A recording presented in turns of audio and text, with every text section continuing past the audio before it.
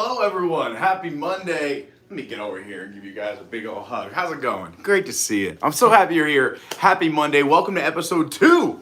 We're doing this the second time. Why? Nobody knows. Why are we doing? Who knows? Why are we doing this? But we're here, and I'm happy we're here. We're back. Very exciting stuff. Let's pull out the laptop. Lots to get into today.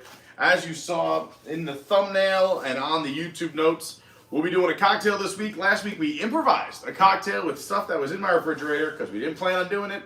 This week I actually went to the grocery store. Well, I should say Lauren went to the grocery store for me, picked up the ingredients we needed. We're going to do a Carney Avenger. Carney Avenger, my favorite drink to make, my favorite drink to consume. It made a few menus on Long Island back when I used to be in that scene all the time. Let's plug in the laptop. Bit of a crazy few days. We had an awesome week last week. We'll recap last week in a minute. Plug this in, get all set up here. Sorry I'm running a little bit behind. Crazy morning at work, and I'm on about 90 minutes to 2 hours of sleep. I got in last night from work around 2. I was about to fall asleep around 4-ish, and then Lauren woke up to go to the gym. So I talked to her for a little bit, and when she left around 4:30, I dozed off, and then around like when she was getting ready, I guess she snuck back in here, but around like 6:15-ish, woke back up, and said, all right, let's just get to work. So got dressed, I was out the door. I took my little motivational photo of the day. For those who don't follow, go follow the socials. Instagram @official Carney. The Twitter is @yourWDW guy. The TikTok's Adventures by Carney. We have a Patreon. Thank you to all the Patreons. We're going to give them some recognition today as well. We're also going to do something special with Patreons after this. So if you're a Patreon, I'm going to do a little something special for you. I know a lot of people are like, hey Pete, like it's really cool. You're going to do something special for us. But a lot of us are working and doing things. We can't really interact with it live. Because I was going to do a special live stream after this, just kind of a little hangout. I'm still going to do it, I think. Even if 2 of you are available, but at least you'll be able to go back and watch it. But we'll figure something out together. We do have our weekly Zoom call this week. So we're going to get together on a Zoom call. We'll figure out what I can do for you guys. But I want to do something for the Patreons every single Monday on top of our monthly Zoom call and all the other benefits. But you can go check out the Patreon, patreon.com/Adventures by Carney. Anyway, what was I talking about? Oh, the day. Yeah, so I woke up, took my little picture on the balcony, did my gratitude, gave thanks, like some light stretching, just taking in. The weather is finally starting to turn around here in Orlando. It was such a hot summer, record-breaking heat all summer long. And it's finally starting to cool off where we don't go over 90 degrees. Like the high is like 88 or 89, which means the mornings are like 70s, which are perfect. They're beautiful. So yeah, I took that picture and then I ran out the door. So I was at work from 7:30 till 10:30. Then I had to run do some errands, ran around, and I got back in the door with like a half hour before we had to fire this up, and I just started prepping some things. I got the table prepped. We're going to do some cocktails, like I said. I wrote down kind of an open format of things I want to do, so we're a little bit more organized than last week. Thanks to everybody that stuck around and hung out last week. We were just figuring out what it is. We still are figuring out what it is. It's only episode 2. Thank you so much. So yeah, if you're like, Pete, what is this? I don't know what any of this is. Hey, me either. What it is that a lot of subscribers and feedback that I get, and thank you to everyone who leaves feedback, shoots me messages, gives constructive criticism. I love it. Is Pete, we want something consistent.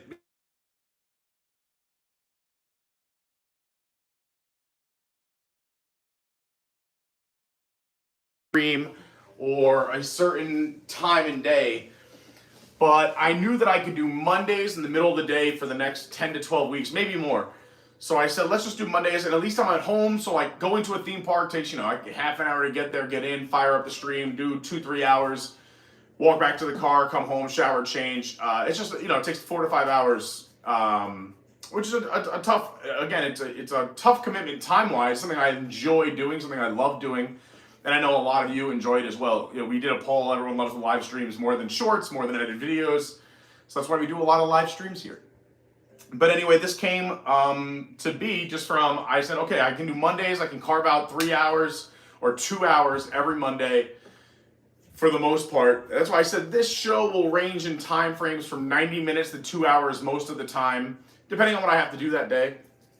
And also I want to save time to do something for the Patreons afterwards, an extra little bonus, 20 to 30 minutes every Monday. So yeah, this is what it is. So we're just going to have some fun. We're going to talk. We'll do today, I think we're going to recap last week, all the fun we had, all the streams, people I got to see, people that were in town, give some shout outs. We'll say some happy birthdays. And then we'll preview what's coming up this week or the next 10 days. I just dropped my full schedule in the Discord. By the way, go follow the Discord.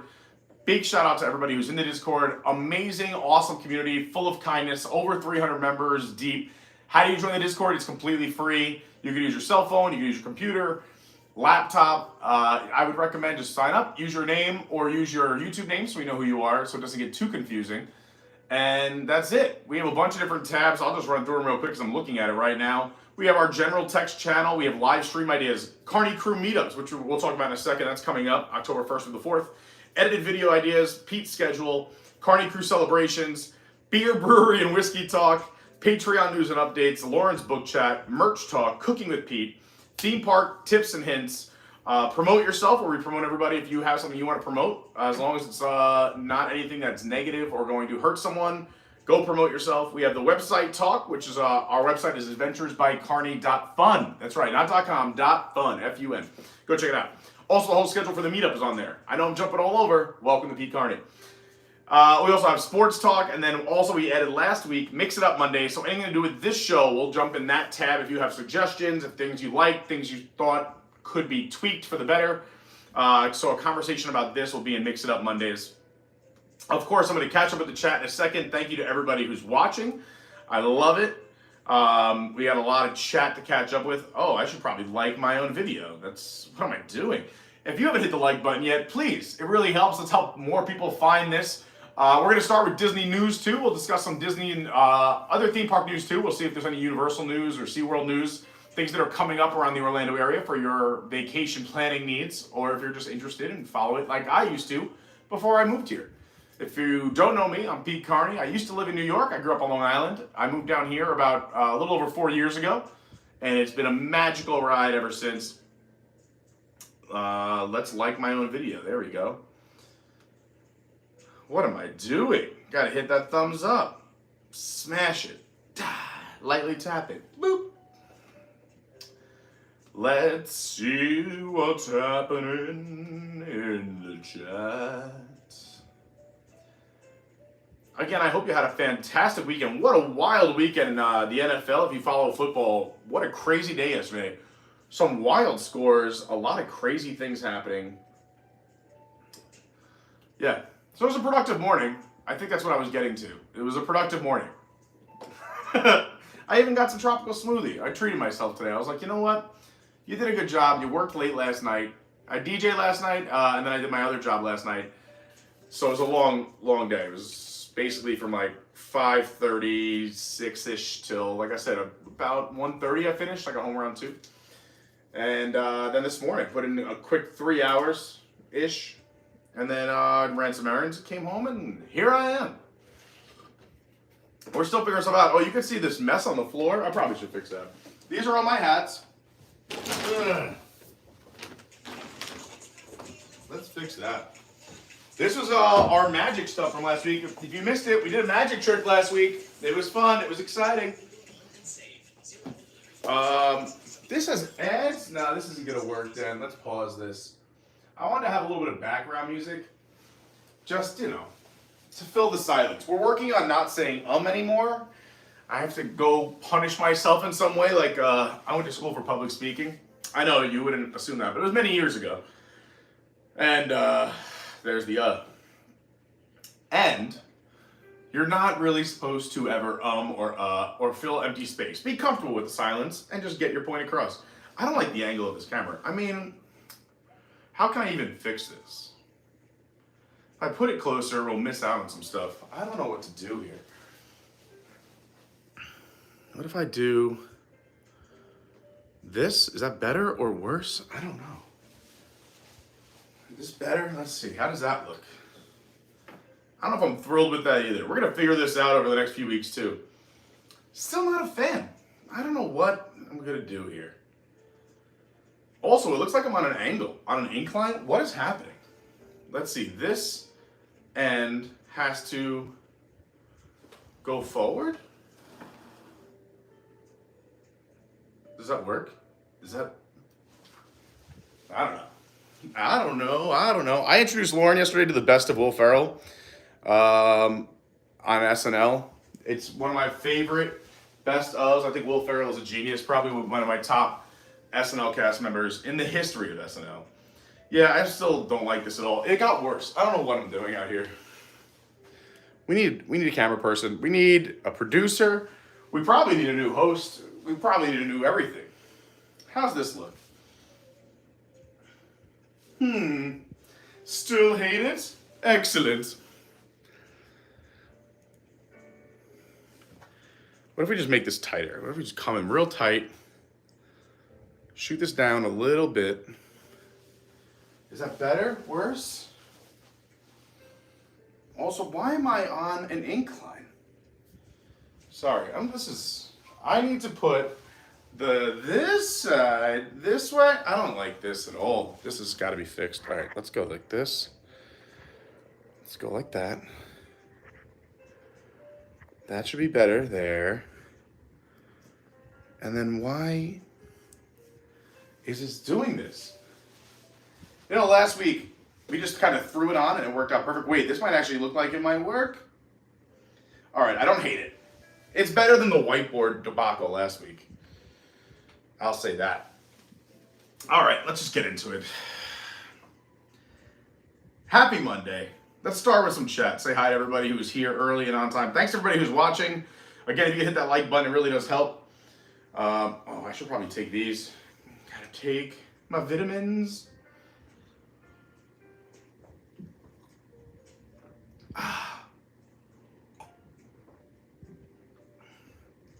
Okay, who do we got here?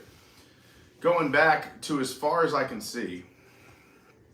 I guess I can't really go back. Oh man, I can't go back to the beginning. So if I missed your comments, I'm sorry. But going back, I can see as far as Moogle, who said, I'll put a graphic showing the rain in the Discord. Thank you, Moogle. Brandy says, what up, Mello? What up, Sexy Kenny? I guess I didn't see them. So again, I'm sorry if I missed any of your comments already. Only 15 minutes in, and I can't even see all the chat. It's crazy. I wonder if I could see it old school way, like right here on the screen. How far back can I go here? Oh, I can go all the way back? All right, let's do close-up Pete really quick. Tomorrowland Traveler was here early and on time at 11:15. So don't forget that like button on the way in. Thanks, Daniel. Daniel did some awesome streams. If you missed it, he did one fireworks stream last week, and he did a weekend stream over at Epcot. Epcot has been crazy the last 3 days. We were there. We'll talk about that in a little bit.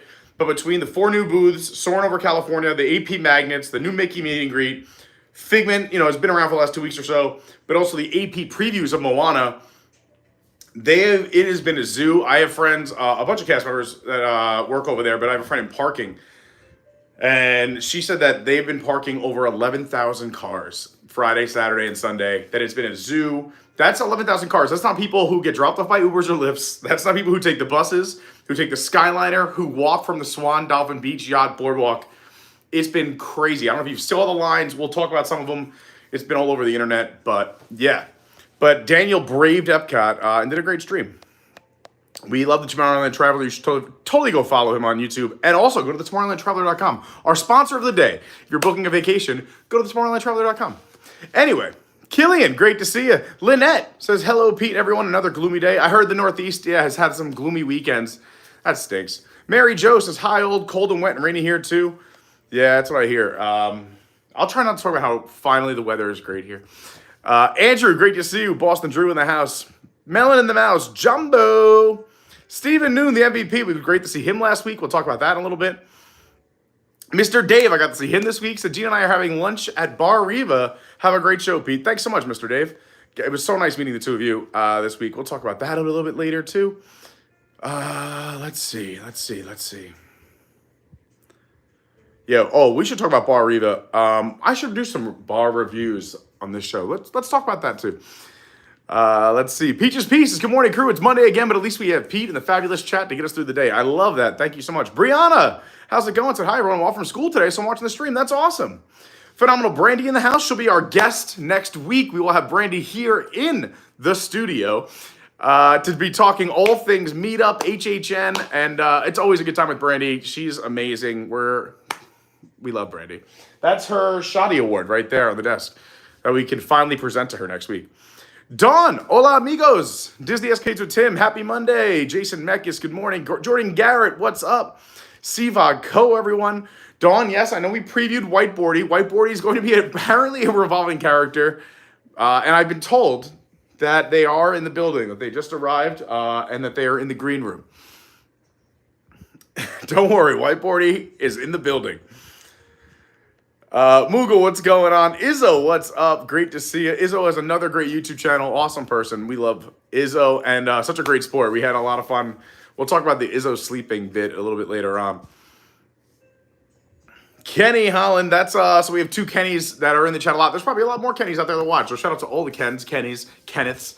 But we have Quick Kenny, that's our Kenny Sieracki, Patreon member, and Kenny Holland, another Patreon member who we call Sexy Kenny. How about those Cowboys, Kenny? Not that the Jets are any better. What a debacle the Jets are. Disney Mike 23 says, hey, everybody, happy Monday. Working and lurking. Love it. Thank you, Pete. Thank you for watching. I appreciate you watching and commenting. The reason I'm standing here and not at the desk is because I can actually scroll back and read all the chat. Jimmy Philippone, what's up? Happy Monday. Bill D's in the house. Welcome. Stephen Noon said, Sports Radio Gold in Chicago today. I'm sure. Oh, man. The Bears might be the only team worse than the Jets. Yeah, congrats to all the Miami Dolphins fans. Holy cow. They crushed it. That was my one wrong pick of the day. I had a successful day making picks yesterday, but man, was I wrong. I thought Denver would put up more of a fight, but they got blown out. You want the blue painter's tape? It's right here. We also have purple. I have painter's tape in a bunch of weird, fun colors. Karen Sanders says, maybe the camera's too high. I know. I'm figuring it out. Who knows what's going on? Sarah Garvey, good morning. Happy Monday to you. Brady W's in the chat for Whiteboardy. That's so funny. We're going to bring out the whiteboard, everyone. Settle down. Settle down. They're in the building. They're in the green room getting ready. They had a crazy rider. I had to prepare so many things. I had to go to the store and get all these things for Whiteboardy. And if you don't know what we're talking about, we'll get to it in a little bit. What else do we have going on here? Okay, I think I got almost everybody, but I at least caught up far enough where I could do the rest of the computer over here. All right. Oh, yeah. So, we're already 20 minutes in. This is why this show's so much fun. It literally, I mean, Seinfeld's a show about nothing, but this could be the Monday show about nothing. All right, what are we doing on today's show? We're going to talk some Patreons and give a shout out to some of them. We are going to I would like to rank some things today. A lot of you want me to rank some a few different things. Suggestions came in. We'll talk about the rankings a little bit later. We're going to do a last week recap and the upcoming schedule. We're going to definitely talk about theme park news. We'll get into that probably first. I know a lot of people want to know what's going on there and just have a cool little discussion about it. Last week, I thought everybody was kidding. If you missed last week's episode, that was when the bear was actually at the Magic Kingdom, and I thought it was a joke. Daniel was the first one to tell me that there was a bear at the Magic Kingdom. I was like, no way, what are you talking about? That, like, haha, yeah, the country bears. No, there was a legit bear at the Magic Kingdom last week. Oh, yeah, we're going to do that for the day, and we're going to make a cocktail. And Positive Pete, I would like every week just to do something fun, positive in some way. You know, hopefully this show is just positive in general, but we'll do something a little bit more, I don't know. We'll throw out a fun quote or something. Who knows? Let's see if this tea's ready yet. I don't like super hot things. One, it's already so hot here in Florida, but I do like tea like lukewarm. So yeah. That's perfect. I make the tea and then I put 6 ice cubes in there. Perfect tea. We're big into the teas here. I don't do coffee. To me, I like espresso, but coffee just tastes like watered down espresso to me. I have an espresso machine, but I never use it because I was spoiled. Our front office here where I live has free espresso. And I used to run down there and get it from time to time. But now, they've really been cutting back. Let me talk about this. They don't provide cups anymore. You gotta bring your own cup down, which I know isn't that big of a deal. And it's probably gonna help the world and the planet. Fantastic. But you can't just throw out a couple of cups. You know how many times I'm just running out to go do errands or to a park or a live stream or life things, and I just want to stop in the office and grab an espresso to pick me up, and I'm like, I didn't bring a cup. And I know I could probably just put like a stack of short espresso cups in my car, but now I'm transporting coffee cups around. Anyway, so I've really cut back on espresso. But I do like tea. Me and Lauren have our own like little like tea, I guess you'd call it bar. I think I showed it on one of the Cooking with Carneys here on the channel. If you've never seen the Cooking with Carney or you're new, we have a playlist with all the Cooking with Carneys. But yeah, I think in this one I have peach, turmeric concoction. I had a chrysanthemum flower, which like cleanses your liver and kidneys, I think. What else is in here? There's go-to cola or cola. There's jasmine pearls. There is chai something. What else did I put in here? Oh, I put in ginkgo leaves. Yeah, so we like to mix and match, create our own teas. That's what I'm having right now. The chai, only reason I put that in there, I normally don't do chai, but it's the only tea we have that has caffeine, and I could really use some caffeine today. Like I said, I'm on about less than 2 hours of sleep. So, cheers to Mr. Toad, keep me awake. I actually had a great time working last night. I DJ'd, and I'm so happy it's football season because Sunday nights, this one client I work for, I DJ every Sunday and Tuesday. And why are there commercials on this background music? I picked one without commercials, but they're very short. They're like 4 seconds. I guess I'll just talk over them. Anyway, it's open format Sundays on the nights that I work there for this client. And it's fun because they want me to play all kinds of stuff and kind of jump all over the map. So I really have a good time. I mean, last night I played some like Disney remixes. I did some EDM. I did some old school stuff. I played like The Temptations all the way to like 90s hip hop, Biggie. What else did I play last night? I played like Let It Go, a remix of that. I was all over the place. So I really had a good time DJing, and nobody was there. Normally it's pretty crowded on Sundays. It was dead. Like I want to say between me and all the employees outnumbered the actual guests. But they have TVs everywhere and large screen TVs and everything else. So I got to watch the football game. I got to play whatever I wanted because basically I was DJing for myself and the staff. And the time flew by. It was a really fun time working last night, which was great and a lot of fun. And so I do open format for them, this client, on Sunday nights, and I do their trivia night every Tuesday night.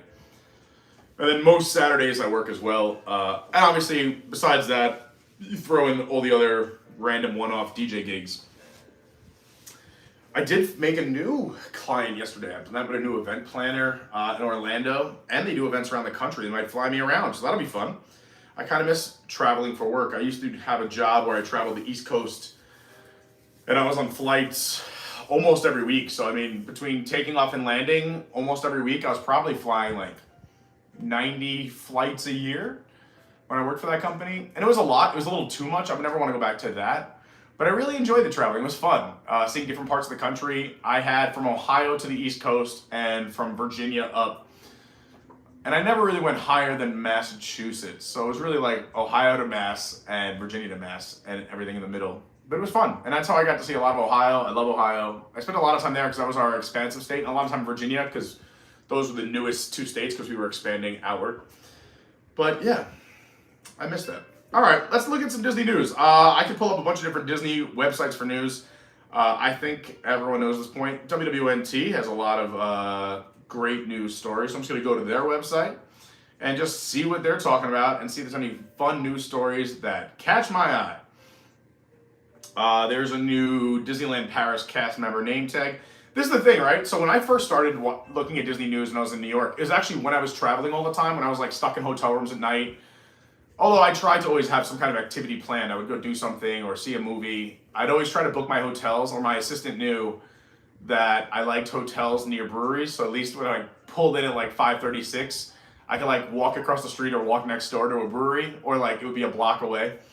check out the local brewery, get to know the scene, talk to the people who work there or other locals, and see what's fun and new. But if there wasn't a brewery around, or I didn't want to do that every single night, maybe 1 or 2 nights out of the week, I would read Disney news and listen to Disney podcasts, and on airplanes I would listen to Disney podcasts. And it was crazy because I used to have this favorite list of Disney news sites because there wasn't that much Disney news. So I'd go to like 8 or 9 of these Disney websites just looking for whatever's new and exciting, like what's Blue Sky, what's coming out, what's the rumors. I would like scroll like Disney Twitter. And now, and I'm not saying this is a bad thing, but like the news stories are like every new piece of merch, every new cupcake. And I just think that is a lot of news, but probably I would have loved it back in the day, just sit in my hotel room reading Disney news. But I like the big news. So anyway, there's a new name tag. There's some new Christmas ears. This is not the big news. I like the big stuff. Like, this is crazy. A guest breaks their rib boarding Tron. Boom. Great headline. Let's open it up. So this is all according to WWNT for everyone who wants to know where I'm getting this news from. And we'll see if there's other news on other sites as well. Guest breaks rib boarding Tron. Disney sets a virtual queue for Moana previews after hours-long queue forms and more. Let's see. This is the daily recap from yesterday. Over the Magic Kingdom. How did they break their rib? Let's see. Let's get into the story. A WWNT reader wrote to us explaining how they broke their rib when boarding Tron Light Cycle Run in the Magic Kingdom. This reader, who asked to remain anonymous, is not the first person to report rib pain from the Tron Light Cycle Run. Guests are positioned leaning forward and their rib cage pressing against the handlebar console. When boarding, a piece lowers over the back and guest pulls the handlebars towards them to secure themselves. So if you haven't ridden Tron yet, or haven't seen the pictures, you're getting on basically what looks like, I'd say, a motorcycle, but not like your typical like Harley, picture like a Honda or Kawasaki, or one where you're like literally leaning forward, the little speedster bikes. And I was talking about this morning with somebody in the parks. I did a little bit of running around this morning, and I just get a little frustrated with how they did Tron, right? It's a very cool ride, especially at night. If you're able to do it at night, it's awesome. If you're a little afraid of roller coasters, maybe do Tron during the day instead so you can kind of see where you're going. But the night is super cool, special. Really feels like you're flying so fast. But they brought this ride over. They opened it up in Shanghai Disney first. And they basically copied the ride, brought it here. I don't know why it took so long. They knew what they were doing. Who knows with Disney. But I just think your demographic in Shanghai compared to Americans, and this is not a shot at Shanghai. If anything, it's probably more a shot at us. But we're just bigger people, I believe, in general, as a whole, if you want to kind of group everyone together. And obviously not everyone. But I've been on Tron several times, and I've seen people on the ride. And I'm just sad for them because it's not fun. And it's not only just saying I'm bigger people who can't ride it, but like if you're tall, if you have any kind of back, neck, leg bending pain, you have to walk around, throw your leg over the other side like a motorcycle, slide your knees up, bend over, and then have this thing over the top of you, and you're on it. Now, granted, if you can ride it and you're able to do all these things, you're an able-bodied person, it's cool, and you feel like you're on a motorcycle. I'm sure if you're a young kid or a teenager, this is going to be super cool too. But I just feel like my guess is it's got to be at least 25% of people who go towards that ride aren't able to ride on the light cycle, is what they call them. And again, it could be because you're just a bigger person, or again, if you have a leg injury, back. But it's just so discouraging to me because the whole line is there, and then the way the line works, you come into this large room, almost like a hangar, and you go down a gradual walkway, and then you switch back down again, another gradual walkway, and then there's 2 sides, boarding both sides, and they kind of take turns going out one after the other. But everyone is kind of watching that people board. And if you're like, hey, I'm going to chance it, or hey, I want to try and get on and see if I can make this work.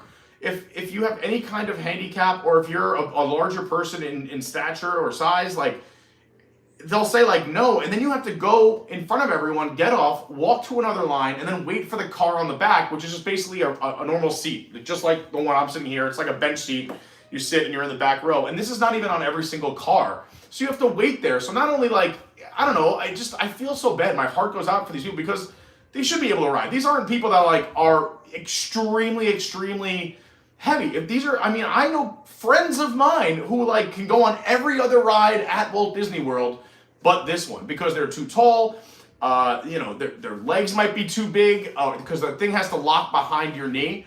I barely squeeze in there. I think like calf-wise, if you have large calves, like I go in there, I can take a little bit of pain. I want to go on Tron, so I'll take the pain. But I'm just so sad for that. I wish they would have made more accommodations for people. So that's one thing that bothers me about Tron, and this doesn't surprise me with the injury.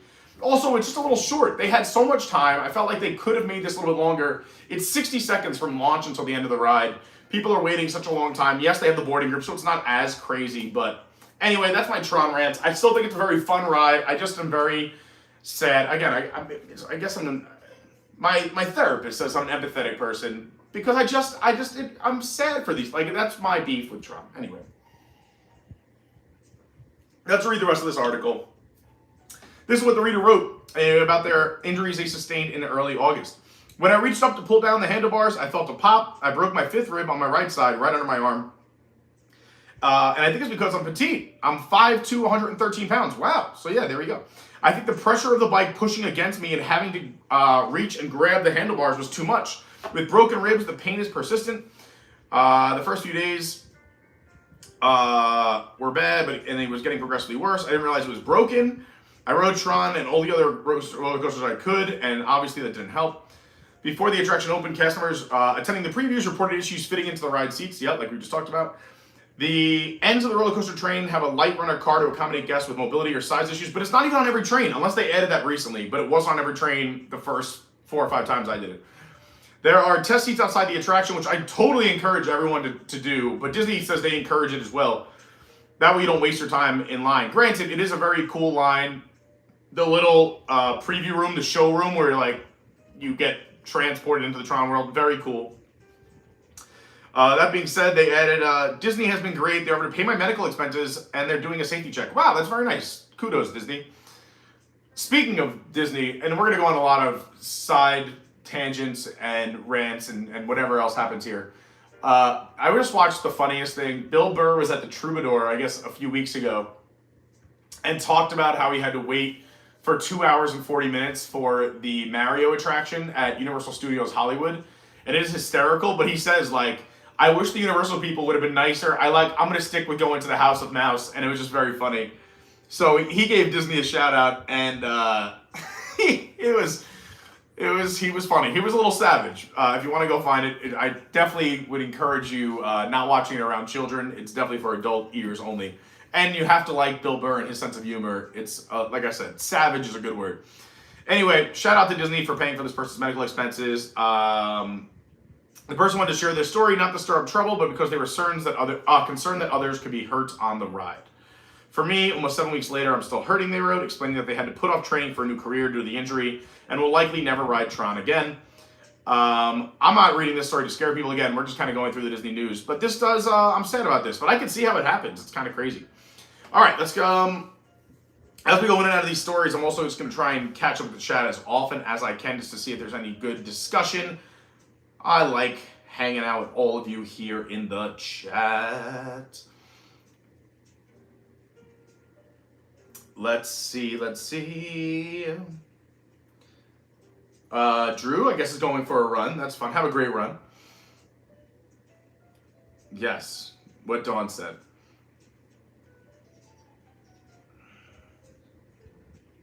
Mel checking in from the West Coast. Let's see. So yeah, people said, I'm sure, yeah, that's terrible. I'm sure she's a little bit stiff. Mel said, Tron is not a comfortable ride. Yeah, I mean, again, it's not comfortable for everybody.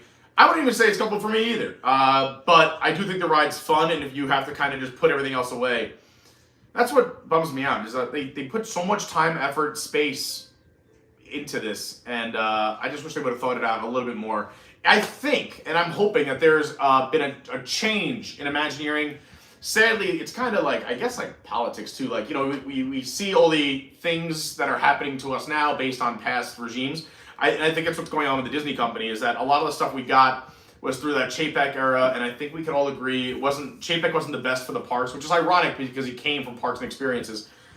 But I think we see a changing of the guard. We'll talk about another story about Luminous over at Epcot, how they're changing the whole soundtrack to apparently make it more of that old school Epcot and not just like filled with IP and stuff like that now that we're kind of used to, where they're shoving songs from movies into everything and it's got to feature characters from movies. I think, and I don't mind characters. We all love characters. That's why we go to the parks. But I do think, especially at Epcot, but in other places too, just some of the unique things that were in the parks before they were movies, like, you know, the Haunted Mansion before the first movie and the second movie, the Country Bear Jamboree, like things are in the parks that start at the parks and then evolve from there, not pulling from movies or TV.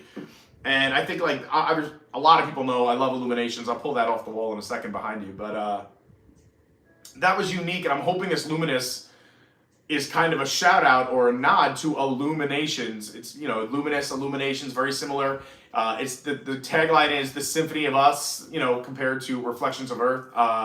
So I'm hoping it goes back to that old school vibe where we don't have so much IP talk, but more like, hey, let's come together as a world, as a society. One thing I loved about Illuminations, Reflections of Earth, was really the story was as we all gather around the fire. It doesn't matter what you look like, doesn't matter what kind of education you have, it doesn't matter where you're from, your religious background, your politics, anything like that. Is that once we gather around the fire together, we are one people. We are all human beings, and let's learn to kind of work together and make the world a better place together. At least that's what I took from Illuminations. So I'm hoping this new show is like that. Again, I'm on a tangent 8 ways from where we started. But let's go back into the chat here, talking about the Tron story. Melon says, I can't remember anything about that ride. I blinked and it was over. Dawn says, I have a friend who can't do the bike, so I rode a couple times in the back seat with her, and it was still fun. No, I heard the back row is cool. I want to try it as well. But here's the other thing, too. Now I feel guilty trying it because I know I can use a bike, and I don't want it to make somebody who couldn't do the bike wait even longer. This is my issue, right? Why am I the way I am? Dawn said, you guys should see more in the back. That's what I heard, too. I don't know how to say this name, but Jawar or Jaware or Jawoo. Anyway, says Pete advocating for everybody. Love it. I agree. Cosmic Rewind is more accommodating. I love Cosmic Rewind, and we'll talk about that too. That is my favorite ride right now. Not only because it can accommodate everyone. The seats are comfortable. I think the turns are smooth. I know it's not for everyone, and some people who get motion sick haven't been huge fans of it. Lauren did it, tried it, said it was fine. She didn't get sick or anything, but she said it's kind of a one and done for me. I love Cosmic Rewind. But the other thing too is that Cosmic Rewind is a 3.5 minute experience roughly compared to 60 seconds. Like, so if you're waiting all that time, at least you're getting a full ride experience. You know, I think rides should be at least 3 minutes, considering every ride at Disney has most of the time a wait. Think about other rides too, like even like Avatar Flight of Passage is a 6-minute experience. Splash Mountain, 10 minutes. So you know what I'm saying. Make the ride a little bit longer and also push people through. Think about how long Pirates of the Caribbean is, Haunted Mansion. These are rides that aren't over in 60 seconds. The fact that we have rides that are 60 seconds is kind of, to me, upsetting, especially when it's your newest ride at the Magic Kingdom. You think people are excited to wait X amount of hours or wake up at 7 in the morning to get a boarding group for them and their family just to go wait in a line and then it's over in 60 seconds? Come on, Disney. Come on.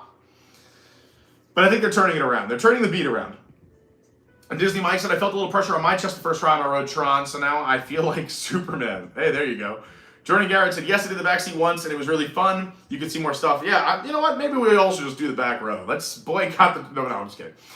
Bill says, I'm too big for Tron, so I'm not interested. There you go. Which is a shame because everyone should be able to enjoy new rides.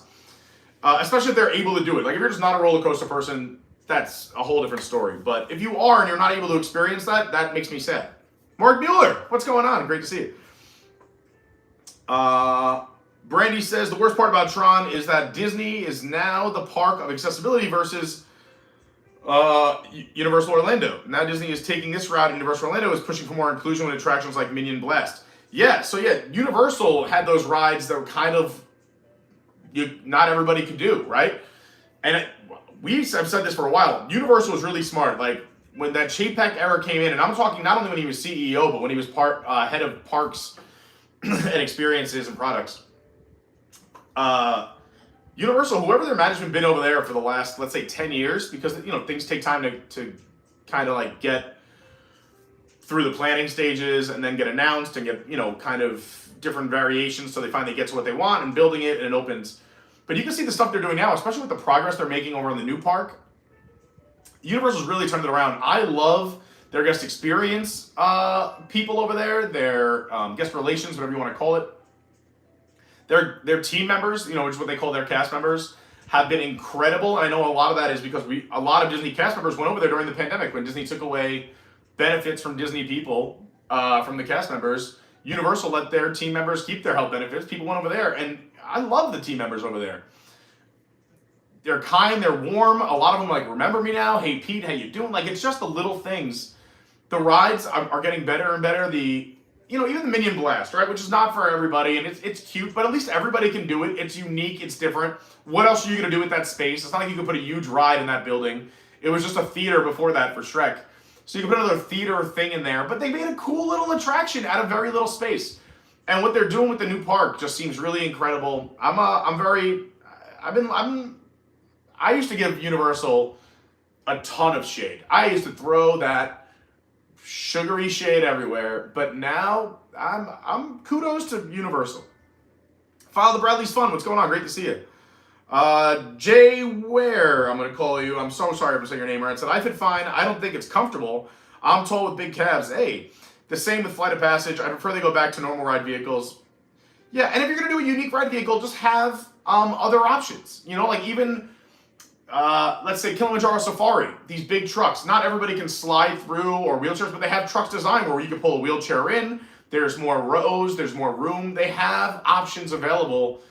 And and I know they have that back row, but it's not even on every car, and they don't check you first. Maybe have a little section off to the side that they can check real quick if they forgot to check outside before you're in front of an audience of 100-something people waiting in line about to board, watching you try to get on this bike, not fit, and then have to go wait in another line. It's not fun for anyone. And it kills, not only, I'm sure it kills some of their magic, but it kills my magic. Because now I'm watching this, I'm like, oh, that poor family, or that poor person, or the kid that can't ride with a parent because the parent can't fit, or the parent that can't ride with a kid because the kid can't pull the thing down. We got to go back to when we designed these out of the gate, and I'm sure they're doing it. I think we're getting some of that Imagineer love back. I think that's what Bob Iger came back for. So we'll see what happens. Anyway, enough. Bill said, you check out Crashing. Bill Burr already laying a lot of cameos. I love the show Crashing. I forget what that was on. It was on HBO, but it was a fantastic show. Follow the Bradley says, wasn't Chapek, Iger was to blame. Chapek just took the heat for the bad decisions. I disagree. Iger has been in charge in positions of power at Disney for over 20 years. And we've had a lot of good rides and a lot of good things happen over the last 20 years. I'd say the last 2 to 6 years going back of planning and the stuff we've gotten has been rough. I'm not saying that the last 20 years have been all great. I think a lot of people say Michael Eisner, and what's his face, who was the COO. It'll come to me, but anyway, I think they were really the best team for the park since Walton Roy. But Iger, I think, did a lot of good things. I think he still let Imagineering do their thing. He also he made some big deals, and granted, he may have put the company in a lot of debt with the whole Fox thing, but I think he knew he had to do Fox for Disney Plus, and I think he had to go to Disney Plus because everybody else was doing it, and he kind of beat a lot of people to the punch. Disney Plus launched it in more success than Paramount Plus, Peacock, and stuff like that. So I think he did a great job there. But think about the other things he do. He brought Marvel to the Disney company, which was huge. He brought Star Wars to the Disney company, which was huge. He brought Pixar to the Disney company, which was huge. Imagine the Disney parks and just landscape without Pixar, Star Wars, and Marvel. Those are the 3 acquisitions, big ones that he made, and where he's made his money back for those purchases. So, and I think he gave Imagineering enough space. I'm not saying he was the greatest CEO for Imagineering, but I think Chapek for sure was worse than Iger. That's just my opinion, and I don't know. And if maybe you know more than I do, that is my takeaway. And I'm positive Pete. If anything, let's not say I'm being mean to Chapek here. I'm giving Iger credit, right? And I think we're coming into a good phase. Once you hit the bottom, there's only one way to go, right? Up. So, and not that we hit the bottom, but I think we're going to have to see Disney. I mean, you already hear like these promises, like $60 billion coming to the parks. They need to give the parks some love. Look at all these earning calls. Everything's losing money but the parks. The parks have been like holding this company afloat. Every single earnings call going back however long. So I think we're going to finally get some love back.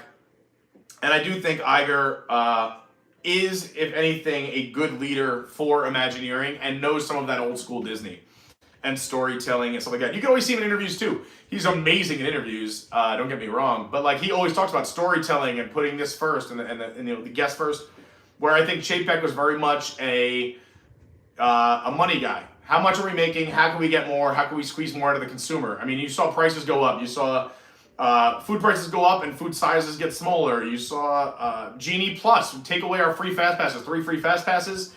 And now you don't get any fast passes, not even one. And now you have to pay for Genie Plus. Let's say you have a family of 5 and you want to pay, just go on one ride, it's $18. That's $100 for one ride experience on top of your $100 ticket per person, well, $150 ticket per person, plus the hotel room, plus the transportation. You're flying here.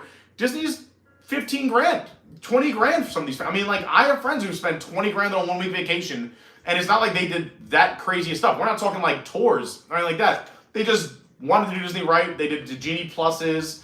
They had a few sit-down dinners, a few quick service meals. They stayed on property. But then it adds up fast. And I think, again, I'm happy. Iger, I think, said recently, too, that there's going to be kind of a hold on pricing in some areas because it's gotten a little out of control, where he's pricing out a lot of America. We're seeing crowds, great for locals like me, but crowds are not nearly as big as they were a few years ago. And granted, we were coming out of a pandemic, and it was the 50th anniversary, so a lot of good reasons to come. People came, spent their money, and they were like, well, we don't have another 15 grand for a few years, so we'll see in 5, 6 years or 10 years. Or I spoke to a family a few weeks ago, and they were like, yeah, we're going to be coming every 15 years, maybe. Like we'll come twice during our kids' youth, or 10 years at least. Because they said, like, this is costing us, like, they were from Australia. So they said, like, this trip's costing us around 25 to 30 grand. That's crazy. 25 to 30 grand for a vacation. Like, and again, they weren't doing anything extravagant. They were staying on property. And if you consider that extravagant, maybe it is because it's so expensive nowadays, but it shouldn't be. There's 30-something hotels on Disney property, and the fact that how much room rates are, and again, prices of tickets, food, it adds up so fast. And now the Genie Plus, don't even get me started. I'm trying to stay positive on this Monday. Thanks for watching. I hope you're enjoying it. Hit the like button. Thanks for being here with me. We're talking Disney news. We're already almost an hour in. This is crazy. This time goes by so fast. This was supposed to be like one of 8 or 9 things, but we'll get through maybe 3 news stories. Who knows? We're just having fun here. Follow the Brothers Friends says, we'll go on. It's such an amazing song. Totally agree. What was I about to say? Piano Rob, who is getting a friend of ours, friend of the program, has played a few dates, and he'll be back at Rose and Crown on select days and times. And he just sang We'll Go On. He did a great job. Follow the Brothers Friends says, I think Luminous is Illuminations and Harmonious combined. Cool. I don't hate Harmonious. I said the other day, I was like, oh, Harmonious, blah, in the merchandise stream. And we'll talk about that in a little bit too. And someone's like, I'm unfollowing. I love Harmonious. I can't believe you said that. And I was like, all right, I don't hate Harmonious. I just love Illuminations. That's really where it comes from. It's kind of like when they took away Happily Ever After and put in Enchantment, and everybody was like, come on. And it's not that Enchantment was a bad show. It's just that Happily Ever After is just better. And I think Illuminations was better than Harmonious. Call me crazy. But it was still a cool show. Don't get me wrong. It was fun. It was cool. I just like the idea of the world coming together and getting each other's back. That's what I'm into. Let's see what else we got going on before I jump back in. Riley's Fun said, Cosmic Rewind with the song September is amazing. Yeah, great song. All the songs are great. Mel the Mouse says, I feel the same applies to Seven Dwarfs. For how long you have to wait and the ride isn't enough, I'd rather do Big Thunder 3 times than Dwarves once. Yeah, Dwarves is such a long ride. Line for the ride. I think Seven Dwarfs is still very cool. One, I also have an issue with the seats there. They are tiny. I barely fit on Seven Dwarfs. But I do like that they have a little section in the middle with some animatronics where you slow down, you get a song, you get a little bit of a show scene. So I like that. And it's still thrilling enough for a couple wheeze, oohs, and ahs, but it's friendly enough for the whole family where kids can go on it. It's a great first roller coaster for kids, where it's a little scary, but the drops are, maybe the biggest drop is 20 feet. And it's fun because the cars sway with the turn, so it's a breezy, fun little ride. But again, very short. But they were trapped on an island. I mean, they only had the lagoon from 20,000 Leagues Under the Sea to work with. I'm kind of impressed they did as much as they did with that tiny little area in the middle of the Magic Kingdom that they had to work on. I don't know. New Fantasyland, that project from way back when. I did Dining with an Imagineer years ago, and she was working on New Fantasyland. And I got to give them credit. I guess because I give them more credit because I talked to her. We did a lunch at the Brown Derby. I don't know if they still do it, but, Dining with an Imagineer was super cool. It was usually pretty intimate, 8 to 10 people. You go around, everyone introduces themselves, and yada, yada, yada. And it was kind of crazy, because back then, she was like, how many times, let's say your name, where you're from, and how many times you've been to Disney. So I think I was like first or second. I'm like, hey, Pete Carney, New York. This is before I lived here. And I was like, oh, this is I just realized, I think this is like my 5th trip. Wow, that's crazy. I've been here 5 times. All of a sudden, everybody else at the table was like, 25, over 100. I come here. I live around the corner, so I'm here all the time. Like, I was like, holy sweet sassy molassy. And now that would be me if I was to do it. I'd be like, I come 3 times a week, every week. But when I was there for my 5th trip, I thought that was crazy. Like, wow, I'm going to have the most. I guess I look like I'm some kind of Disney nut. And everyone else at the table was like, 5 times? Like, come on. Barnstormer's also, I think Barnstormer's the shortest roller coaster. I think that comes in at like 52 seconds or something like that. But again, that's a kid's ride, and I don't think kids want to be on that longer than that. So Tron's a big moneymaker, short time ride, $15 plus. It's the bean counter's dream. Got to get that lightning lane cash. Yeah, it's, again, a good point. I think, again, part of that shape, like Eric, I'm sorry, I don't mean to be mean. But that's all. It can be me. It's just me, because I am. Brady says, I will accept no Universal shade here. No, I've been loving on Universal the last few years. Steven New says, the only reason I'll buy Tron is if it'll guarantee a nighttime ride. That's fair. Dawn says, I used to ride everything back at Universal back in the day, but now a lot of attractions make me motion sick. That's a really good point, too, with Universal, is that even me, and I think I can go on anything. I love excitement. I'll skydive with no parachute. You throw one out, I'll try and catch it, put it on, and pull it. Like, I love action, adventure, and fun. But I think the glasses really is what, like, puts it over the top. And I see Universal moving away from that, so that's fantastic. I hope they stay there.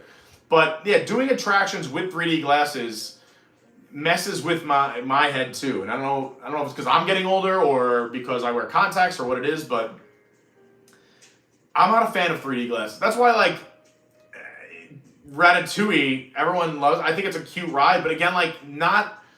I'd rather go on Soarin', Test Track, Living with the Land, Frozen, Spaceship Earth. I'd rather do all of those before Ratatouille because I don't want to wear 3D glasses. I'm just not a fan of 3D glasses. It's just me. Although it's a very cute ride. Jay Ware said the same thing I was just saying, but the test vehicle should be in private anyway. There's always kids playing on them and people taking pictures. That's fair. I do think it's a cool picture op, but again, they should have more than just 2 or have another one in private. It was Frank Wells. Thank you very much. Also, Melon the Mouse makes a good point. Iger brought back Oswald. He actually traded Al Michaels, the football commentator. NBC wanted him. They now traded him to Prime Video. But yeah, for those who don't know, we got Oswald back by trading away the football commentator, Al Michaels, still doing a great job. He's iconic too. But NBC had the rights to Oswald. We had Al Michaels. They were doing Sunday Night Football. They wanted Al. And Iger traded basically Al Michaels for Oswald. Kind of fun. Lynnette says, I had to sit on a cushion for Safari, so I can't do many of the rides. That's a really good idea, maybe bringing a cushion. Lauren can only sit in the front of the Kilimanjaro Safaris. The back is too bouncy for her, and it messes with her. She's not a big fan. She gets, again, she's prone to motion sickness. So, a little hack. If you're prone to motion sickness, you want to go on Kilimanjaro Safari, the back feels more like a Safari, but it has a little bit more bounce to it. If you sit closer to the driver, you get a lot less bounce. Jen V, what's going on? It says, happy Monday, everyone. Working today, and it seems I have some ABC streams to catch up on. Yeah, we went a little crazy last week. Hopefully we'll keep that going. We had an awesome week of views, new subscribers. Welcome to everybody. Thank you so much to everybody who subscribed in the last few weeks. Says, crazy busy during Halloween. I totally get it. She said, I just spent 3 days at Disneyland and DCA. That's amazing. I'm so jealous. I got to get out there again soon. Mel says, the media says people are staying away from the parks. I don't see that at Disneyland. Yeah, I don't see that at Disneyland either. The crowds have looked pretty consistent out there. Let's see. They also have a huge local market. I mean, we do here too, but it's a smaller park. Let's see what else I missed here.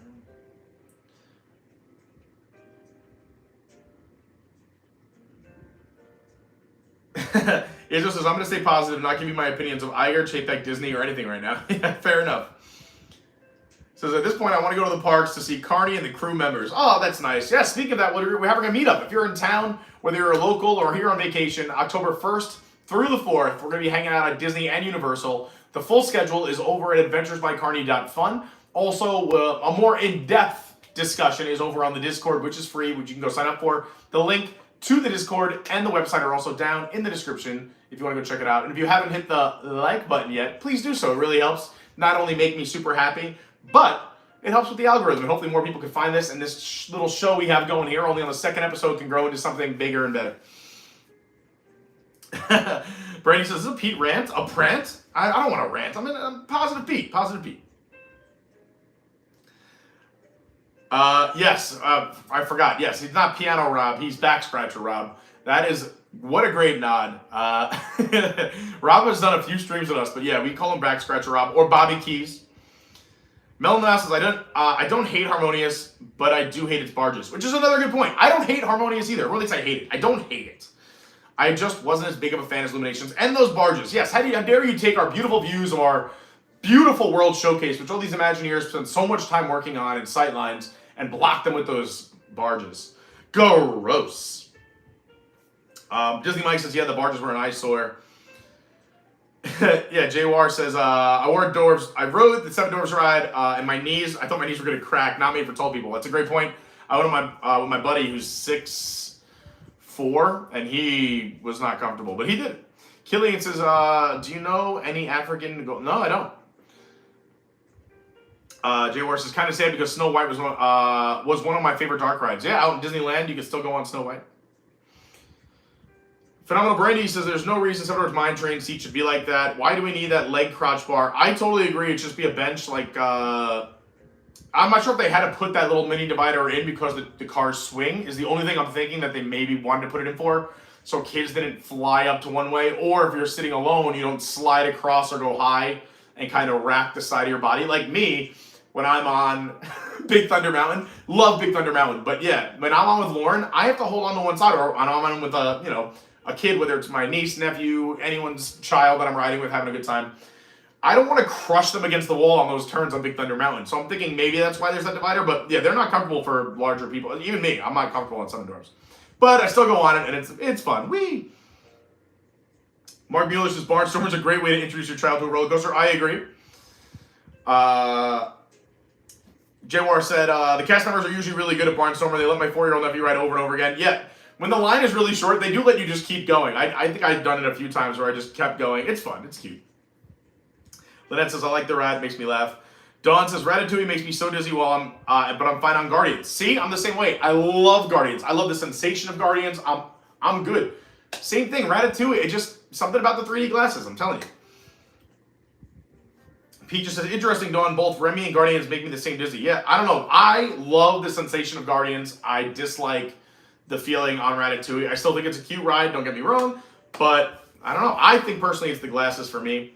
Pete just says, I take 2 Dramamine an hour before Guardians and wear a relief band, which my family believes is smoke and mirrors. Hey, it could be, but who knows? If it works for you, it's great. Lynette says, Soarin' was the only ride that made me feel disoriented. Interesting. What about... Have you gone on Flight of Passage? Because I always tell people that's like Soarin' on crack. Dawn said, I wore my bands all over Italy and on the bus. That definitely helped Peaches. Yeah, there you go. So anyway, caught up with the chat. Let's go back over here. So we have already an hour in, and we did one story and we're hanging out. This is what the show is. Thanks for being here. It really means a lot. Let's just talk about last week.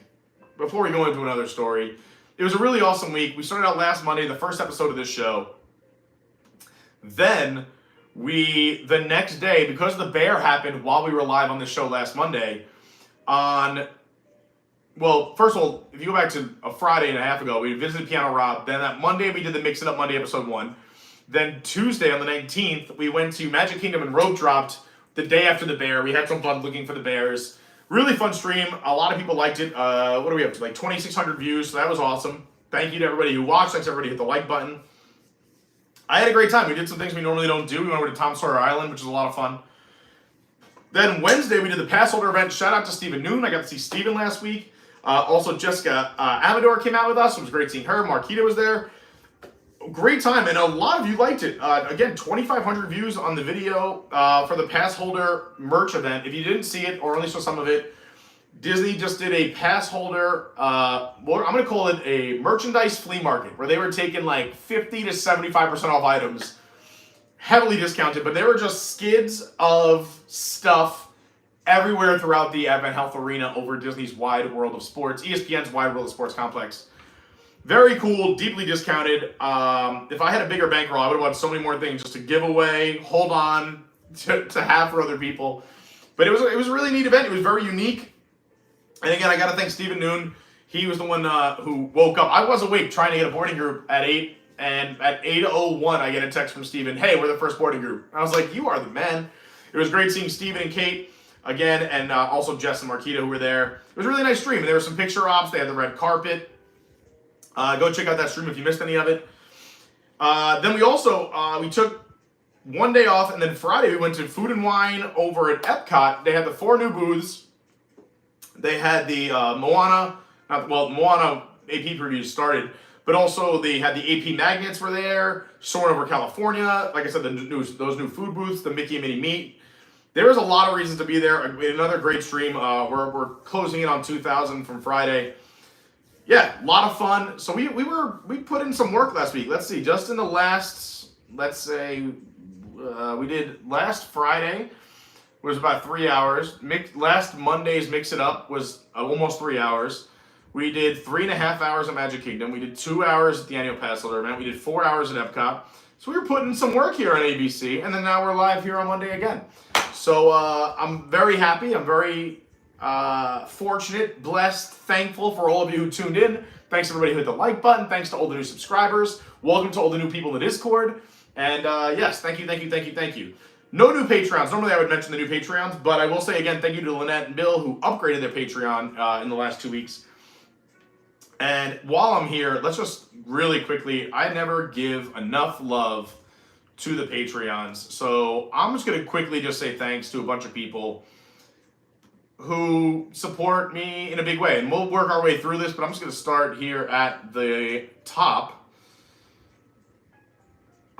with our best of the best, as we call it on the Patreon. So big shout out to Colleen, David Garland, Dustin and Kara, Glenn and Suzanne Richey and the whole Richey family, Izzo, my man John Bailey and the family, Ox, Jon Thorn, Tara, and that whole crew. Thank you. Jordan Garrett, Kenny Sieracki, Kenny Holland, Bill and Lynnette, Nelson, Robert D, Rosita, Trevor Neely, Vince G, thank you. Amanda Velez, thank you. Now we're in the Carney crew upgraded. Andrew Palmacci. Oh, also Tomorrowland Traveler, thank you. Also, go check out the TomorrowlandTraveler.com if you're booking a vacation. Always use a Disney travel agent, whether it's Tomorrowland Traveler or one of the other 6 amazing travel agents. It might be 7 now in our Discord. You should definitely always use a Disney travel agent. It'll save you money, or it'll cost you the same exact amount, but you will have an advocate, you will have an expert, you'll have somebody in your corner, and it's a tremendous help. I still use a Disney travel agent, even though I live 10 minutes from Disney. You can use them for Universal, Disney, SeaWorld, cruises, or any other vacation you're planning to. Always use a Disney travel agent. And if you're looking for one and don't have one yet, like I said, we have a bunch in our Discord, but also you just go to the TomorrowlandTraveler.com and he'll hook you up as well. And also he has all of the other travel agents too. The nicest part about all this is everyone I think kind of helps each other out and shares and spreads that love.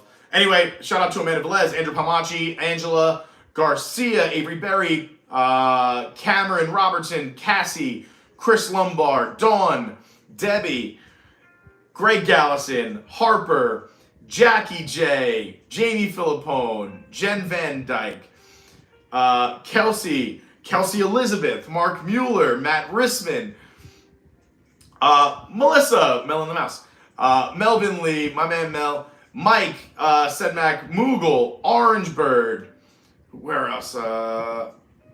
Pat, we love Pat Mix75, Peaches P, Sarah Garvey, Scott Main, Shelly Long, Steve MVV, Angela, thank you, and a bunch of others too, and then there's the $3 level. So thank you to everybody who supports. I just wanted to give you a personal shout out, because without Patreons, I don't know if I'd be able, or would have been able to sustain this channel as long as we have, there's an So thank you. Just wanted to say that real quick here. All right, before we go into another news story, I think it's time for a little cocktail. Should we do a little cocktail? It is, I mean, we call it Mix It Up Monday. It's not that it's based on just drinks, but everyone seems to like the cocktail ones. The drink we made last week, I thought was delicious. And that was just an improvised drink. If you missed it, go back and check it out. But today we're going to make a Carney Avenger, and I'm very excited about it. So let's just do it. Let's get into it. And I can throw this out. Let's go over to the bar. I should bring an actual bar for in here. Okay. Jon Thorn, what's up? Good to see you. Dave G, so glad to support. Thank you. Izzo says I'll drink to that. Thank you, Izzo, as well. All right, let's do this. What am I missing? Actually, let me run. I'm going to go, I need a glass. I need something to mix it with, and I need ginger ale. I'll tell you all the ingredients in a second. Hang out. This is a good time if you have to go do something real quick, but a great time to go check out some of the links down below in the description, like the Discord, the Patreon. Go follow me on the socials. All my socials are down below. Thank you to everyone, too. I'm going to today recognize everybody who sends Cash Apps, Venmos, PayPals. Thank you. I see them. Sometimes I try to see them during the stream if I can catch it super fast. But sometimes I see them afterwards, and I like giving people that recognition for helping out the channel. So we'll do that a little bit later, too. So, yeah, and I'll be right back. See you in a minute.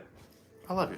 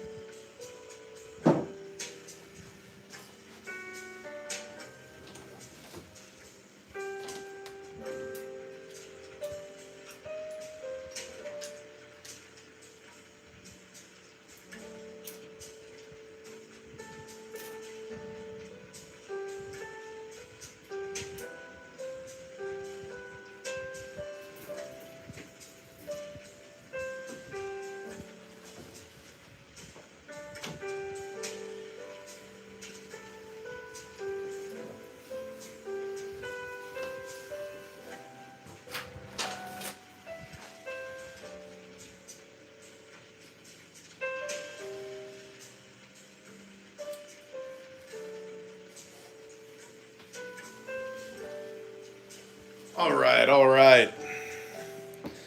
Let's transform over to the bar area. Alrighty.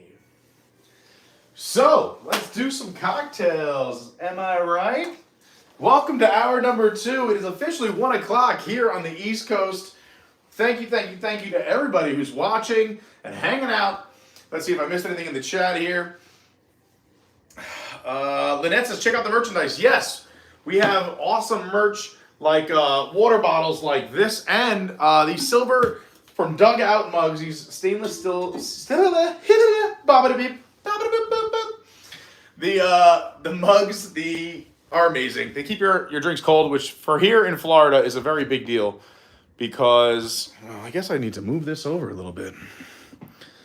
That way you could see what I'm working with on the table here. Or I'll have to push this. There we go. But yeah, we got t-shirts. I'm not wearing one. I'm just doing different Disney t-shirts. I don't really, now I always rock the Adventures by Carney stuff. But I figure since we're home and there's banners that say it everywhere, I throw on some other Disney t-shirts. I just was wearing the, for the first hour, this is why I go through a lot of t-shirts. I didn't want to hold this up because it's embarrassing how much I was sweating. Just sitting here in my air-conditioned house. But this was Granny's Boxing Club, established in the fabulous 40s. Give him a left, you big lug. And now we got the Kareem Abdul-Jabbar shirt. Loving this one. I had this in 2 different colors. So, what we're going to make a Carney Avenger. Let's see, Mark Mueller says, where's the Be Right Back sign this week? It's funny, I have it. I didn't put it up. I should have put it up. We're going to work on all these things. Izzo says, I don't have time for a cocktail. Just pour a Woodford Reserve double oaked. Don't worry, I'm doing paperwork. There you go. Andrew's back from his run. Welcome back. Really proud of Andrew. And man, he's been on literally a running tear. Just running like crazy. Also, we should talk about, we're going to see a lot of people coming up at Disney's Wine and Dine weekend. 5K, 10K, half marathon. Lauren's running all 3. I'm doing the 5K. I know a lot of people are running those races. I'll see you there. We'll be there supporting you and cheering you on. Jamie said, I cleaned the kitchen, vacuum, dinner in the crock pot, now finally having lunch and getting to watch for a little bit. Awesome. So glad you're here, just in time. Jon Thorn's here hanging out. Bill says, take 2 on that commercial, Pete. We should put a little commercial together. Dawn said, those are both awesome t-shirts. Thanks, Dawn. All right, let's do some cocktails. So this is the Carney Avenger. So what scares most people is the word or the beverage of gin. But I think it's because most people have had terrible gins in their life. You got to get a good gin. Get a premium gin. If you have Bulldog has been my favorite gin I think that I've ever had. Bulldog gin, there it is, if you want to find it in your store. It is a brazen breed, perfectly balanced with natural poppy, dragon eye, and hints of crisp citrus. Probably why I like it. Bulldog guards the time-honored tradition of distilling, meeting all opposition with a brilliant character and a palatable disposition. Respect its spirit, and it will remain forever loyal. London Dry Gin, distilled from 100% grain-neutral spirits, imported from England, 40% alcohol by volume, 80 proof. There you go. And it's certified kosher. Love it. So yeah, Bulldog, my favorite gin. But get yourself a good gin. Don't have that. I don't want to take shots at other gins, but just get a good gin. Anyway, gin is what you're going to need. You're also going to need ginger ale. You're going to need a cup of ice. You're going to need a cucumber. I happen to have a seedless one. I recommend seedless cucumbers. Look at the size of this cucumber. Then, you're going to need citrus, which is why I love citrus. You're going to need a lemon. You're going to need a lime. You're going to need an orange. These are all different sizes. Here we go. Oh, God. Oh, God. And we're back.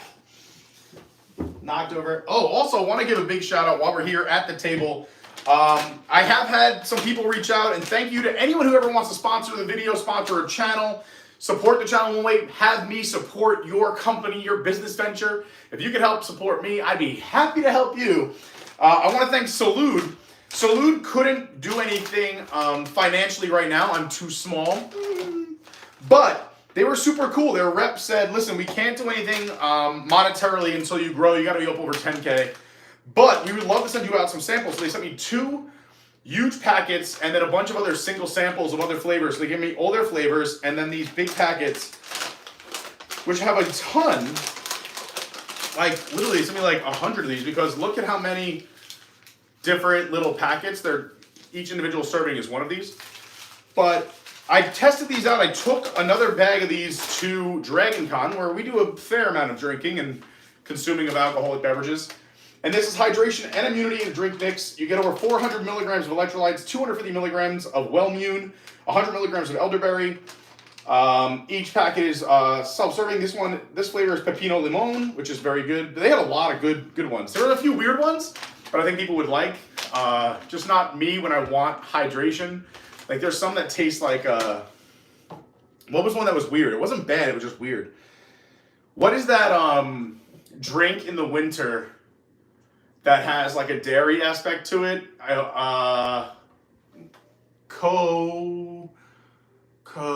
It's like it's like a Latin dairy-based holiday cocktail. But they had that flavor. It was just a little weird. But anyway, the flavor's been awesome. And I can say these Salute packets, I'm a big fan of. Everyone knows I think Liquid IV is great, but there's just so much sugar and other stuff in it, so I've never been a big Liquid IV fan. I'm a big fan of Noon, but they won't sponsor me because I'm too small. But so now I'm trying other things. So Salute was great, and I want to thank them again. They didn't, they weren't able to help out in any financial way, but they sent me a bunch of samples, and they just said, hey, like hopefully we'll see you in a few, months or years. And when you hit that point, we'd love to help you out. But they sent me all these free things, and I was very thankful. Z-Biotics I haven't tried yet, but they said that they would give me a code, and they would give us a piece of everyone sold. So Z-Biotics is a pre-alcohol probiotic drink. I took one out, and it's in the other room. But they sent me these 3 samples to try and see if I like it first. Like I said, I have to try it and like it. I don't want to lie to my people. But it's basically... You take this, you drink a full bottle of it before you're going to drink for the day. It lasts, I'll just read you what it says. But I want to try it first before I get into it. And I'll give you a code. You don't have to buy it yet. I'll tell you if it works. But it says basically, have a Z-Biotics for best results. Make Z-Biotics your first drink of the night. Drink responsibly, pace yourself, make sure you get a good night's sleep, hydrate. And then you wake up tomorrow feeling refreshed and ready to take on the day. They say try to drink it anywhere with your first drink or up to 2 hours before. It'll sit in your body for 18 to 24 hours. You can store these from anywhere from 60 to 80 degrees. Basically how it works is when you drink, a byproduct called acetaldehyde builds up in your gut. The solution Z-Biotics provides an enzyme for the gut similar to the one your liver uses. And basically that breaks down, setting you up for a better day the day after drinking. And they give me more information. I'm going to test this out and let you know what I think. But shout out to them because they said, hey, if you like it and it works, we'll give you, they already did give me the code that I can put out whenever I want. And that for everyone that everyone buys, they would give a piece of those that revenue back to us. So I'm going to test this out and let you know what I think over the next week.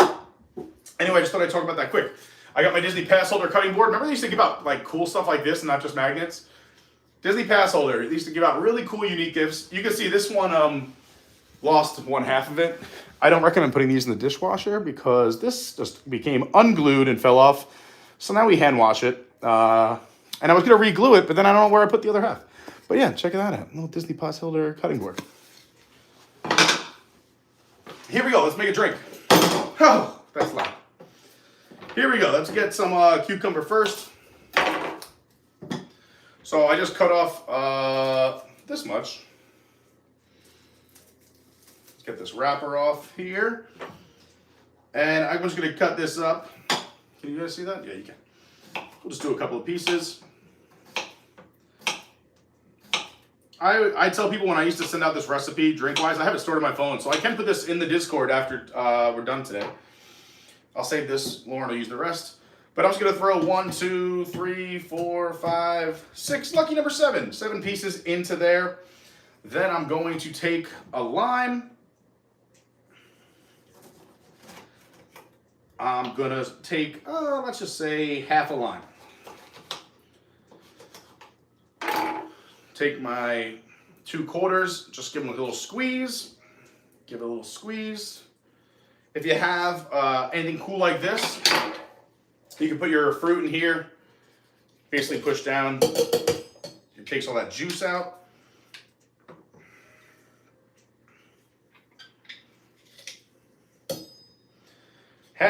Boom, done. You know what I do need? A plate or something.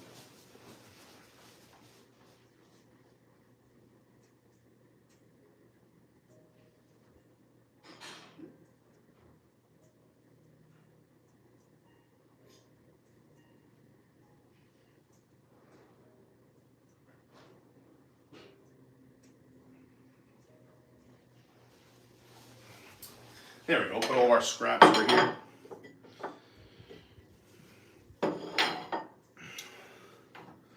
You take my lemon. We'll just half it. Lauren's different than me, she keeps the ends on. I like to cut the ends off my lemons. It's just personal preference here. We're gonna take half a lemon. Again, I'm just gonna squeeze that in there.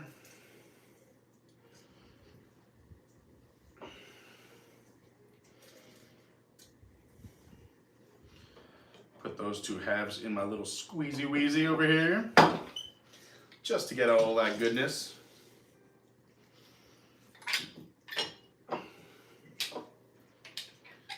And last but not least, an orange. And you only need about a quarter of this. This is obviously a lot bigger than the other two. So I will half it. Then, whoops, we'll clean that later on. And I'm gonna half it again. Look at the size of this orange. Sweet sassy molassy. Squeeze that in there. I probably could have cut it again, but.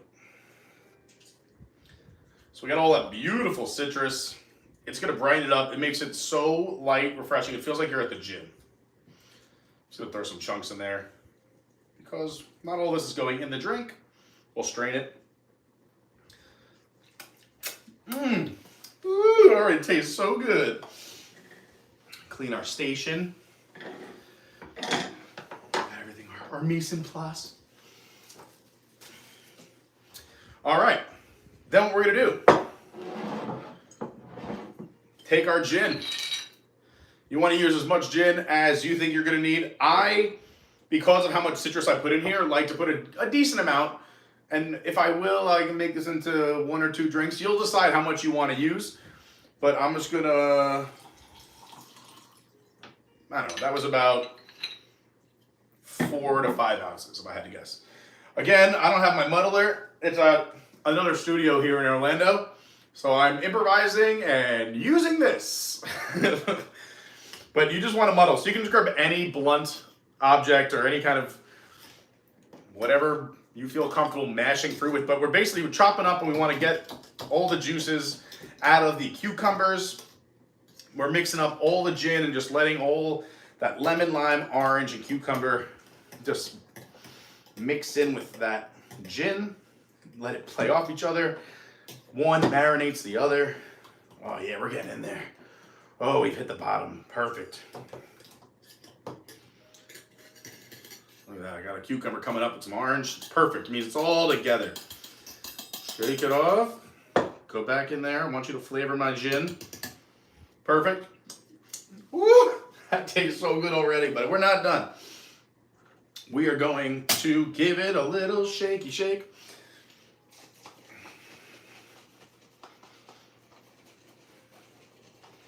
All right, then we're gonna take that. If you don't have a shaker, just any kind of strainer works as well, but we're gonna pour that liquid in there. And again, remember, this is fruit juice and gin, not just gin.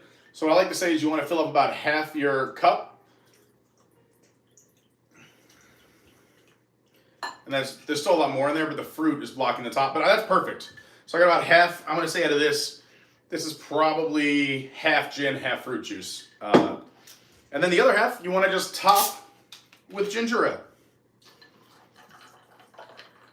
Ginger, again, just so like refreshing.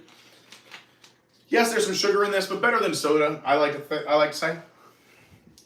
We'll just give this a quick little stir. I poured it over ice. And then you can enjoy. The other adaptation I put on this when I designed this drink is, if you like sweeter drinks, you can take a strawberry or two and mash it up with your fruit. It'll make it a little bit sweeter. But I like bright, refreshing. This is going to taste like you're at the gym. Like a summer day in a glass. And here we go. Cheers, Carney Avenger. That is so good. It's a lot of gin. But you can always add more ginger ale. Honestly, it's like perfect, but it is after 1 o'clock on Monday. Oh, that's perfect. That is so good, so refreshing. And I don't taste any gin right now. Like, I'm picking up cucumber, the lemon lime, the orange. It is so refreshing, so bright. This is delicious. I know I made it up, but 10 out of 10. Last week's improvised drink was very good too. We used ginger beer last week. Did a little something different. But yeah, this is the Carney Avenger. My favorite drink. So there it is. I'm going to go wash my hands because they're all sticky, and then we'll head back to the desk and go into hour number 2.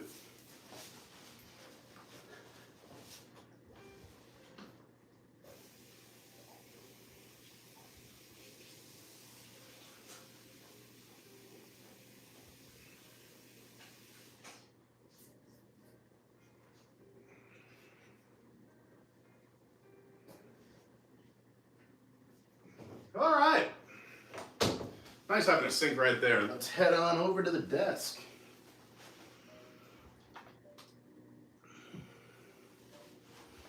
I probably should move the camera too, right? That would make sense.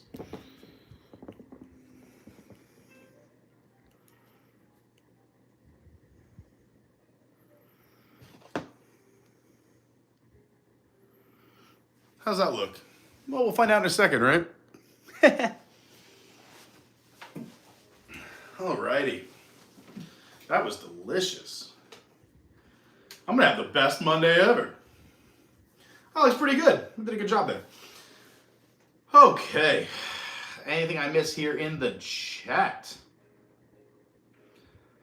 Oh, it was horchata. That was it. Thank you, Melon. Jimmy Filippone said, I'm doing the Wine and Dine virtual. Accidentally signed up for the 10K. Congrats, that's awesome. Yeah, for those who can't make it to the parks, you can still get the medals and do virtual runs. It's on the honor system. I did the summer run series for Disney. You actually see some of my medals over there. Lauren has way more, but I'll show you real quick. Why not? We're talking about the runs. I'll show you my medals. They're right over here. Here's just some of my Disney medals. This is my very first one ever right here. And then Disney used to do little 3K events around the resorts either once a week or once a month. And it was super cool because they had different themes. Like this was the Beignet Dash Fun Run at Port Orleans. This was the Old Key West Southernmost Point Fun Run. And these fun runs were great. And they were like, you pay anywhere from like 5, 10, 15, 20 bucks, depending on what it was. And then this one, you got free beignets and this mask. I went and did that. The Everest 5K one is cool too. I like this one because it opens up to a compass. Ooh. Oh, my bibs are here. Lauren has a lot more than I do. We did the Carolyn Classic. This is the Walt Disney. This is the virtual one. This was virtual. Is this virtual? This might have been virtual too. That was the virtual challenge with all of them because I did 4 of them. This was a really cool one too. But yeah, those are just some of the races I have done. These are me and Lauren's books. We did some projects. I like the arts and crafts. The sipper from our awesome H2O night. And, all right, let's go back to the studio here as well. Basically, you're getting a tour of the house. All right, I hope that works. Does that work? Looks good enough for me.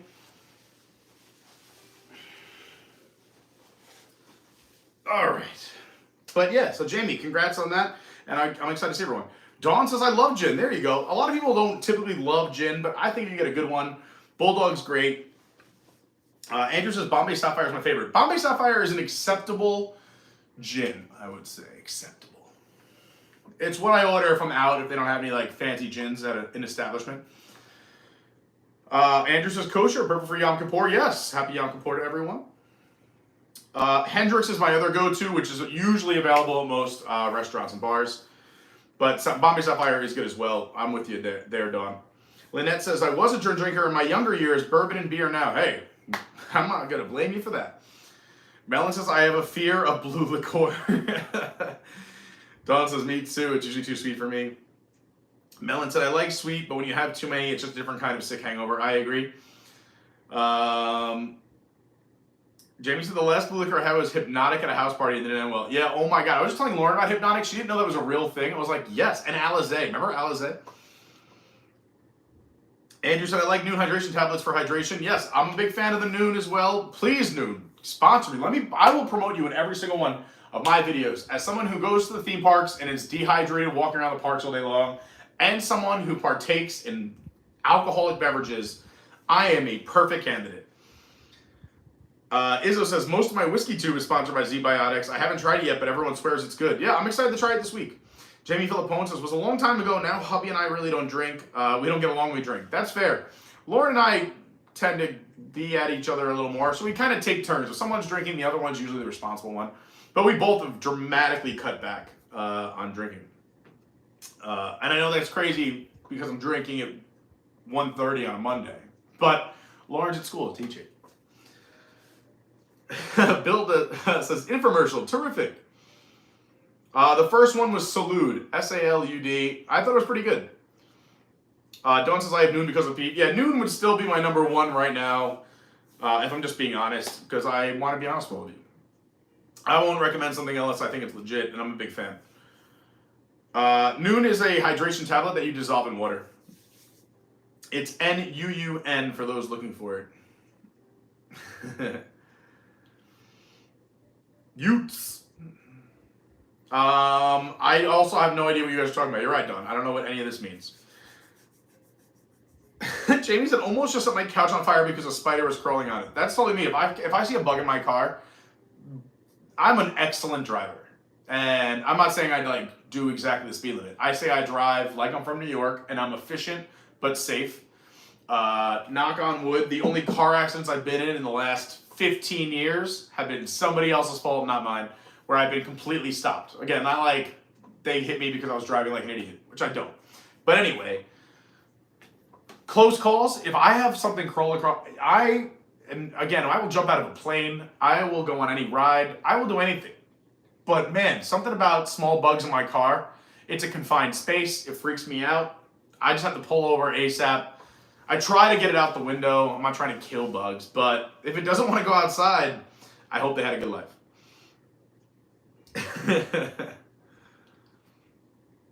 Izzo names all of his spiders. That's pretty funny. Could be Fred. I'm going to put that recipe for the drink in the beer bourbon Discord channel. I'll do it right after the stream. Don't want to catch and release the bugs. I try to. Lynnette says, I have pet spiders, but I don't give them names. So interesting. Jamie says, nope. The spiders can die. I hate spiders. You know what? Here's why I don't mind spiders as much as other creepy crawlies, is that spiders take care of all the other bugs. So I don't mind the spiders as much because essentially they're helping me get rid of the other bugs that I don't want around. But I'm very fortunate. I talk about this too. Living here, I was a little nervous about Florida and the bugs and insects. Maybe it's because I live close to Disney. I have never gotten a mosquito bite living here in the last 4 years or so. I've gotten way more up in New York. I haven't had any really weird bugs around. I think ever, even in my own apartment, over 4 years, maybe 2 or 3 times ever, there's been a little buddy who snuck in, whether it's through the front door or maybe got in another way. But yeah, we're very fortunate. Andrew says, I don't have a fancy holder like that. My medals sit on the end of my curtain rod, and I have my bib sitting on a desk. We got to get you one of these, Andrew. So I got one of these for Lauren, too. I had one for me when I just started my running journey when I started with dating Lauren. Because I'm not a runner. I'm not a big fan of running. But I do it because, you know what? I'm told it's good, and that I should. But Lauren started doing 5Ks every weekend, so hers is quadruple what I have there. Even Allie, we love Allie. Allie Isham out on the West Coast. She also works for WNT, but a friend of mine, she's awesome. She's been on a bunch of streams. Her and Kevin, they're great. She's got a ton of medals too. So Lauren needs a second one of these, I think. We'll see what happens. Yeah, because it's overtaking. Hers is in our bedroom. Mine's over here. She's impressive, that Lauren. Let's see what else is going on. And we're just talking about spiders in the chat. All right, cool. Tyler Silva, what's up? Great to see you. All right, what else did I want to talk about? We did a cocktail. Oh, I know what I want to do. So let me just Google this up real quick here. Yes, here we go. What? What is this? Why do I have to do a quiz? All right, I'm getting at this. So I had this idea years ago. This is going back probably when I was in college. That I like positive things. You could tell, positive Pete. I just think it's something that we can all control. Somebody always has it worse, whether you think so or not. And some people go through horrible, horrible things.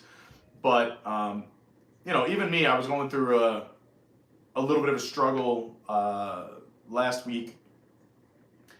And I just have figured out things that I can do to kind of help shift and move my mind, try to get out of those dark places. And some of them are extreme, like, I tried a few different things last week, but one of them was I put on like a World War II documentary movie or whatever it was. Because I was like, just really down. I was going through a little bit of a bummer state. I know, it's crazy. But then I started watching this and I was like, you know what's crazy? Like, this is real. Like, this was real life. Like, people went and had to fight in Europe and Japan, not knowing if they'll ever come home to their family again, knowing that half the people who are being sent out there were probably going to pass away, sleeping with no food, in the cold, shivering, starving. So are my problems really that bad? I know that's extreme, right? But it helps me get out of my funks. It's something that I do. I'm not saying it's for everybody. On top of that, I try to, be grateful, give gratitude whenever going through a hard time, and just count whatever blessings I can muster up in that moment. Like, hey, how bad could it be? There's a roof over my head. I have food in my refrigerator. I'm able to walk. I have 2 legs. Simple things like that. I have somebody I can text or call that I know will pick up. I have a palm tree outside of my window. Like, just whatever it might be. I have a YouTube channel. And again, that might be unique for me, but I'm trying to say things for everybody else. And these are things that pick me up. And, because again, I suffer with these roller coaster of emotions. And I'm sure a lot of you do. So I wanted to start this company way back when that if you signed up, because I said this is something I would do, and it would have been profitable for I think it was what did I say it was going to cost? Something like a dime a day. I think it was I wanted to charge $20 a month or something like that. But basically you would wake up to a phone call or text. So it'd be an automated phone call or a text with just something positive every morning. And then a check-in if you wanted to check in the afternoon. And again, this is all something I would be able to automate. And I would have been profitable. And I pitched this to a few friends that had money way back when we were in our early 20s. And everyone's like, it's cool, but I don't think that many people would do it. Make a long story short, now there's a bunch of these companies out there that do this, and they charge, and they text you affirmation.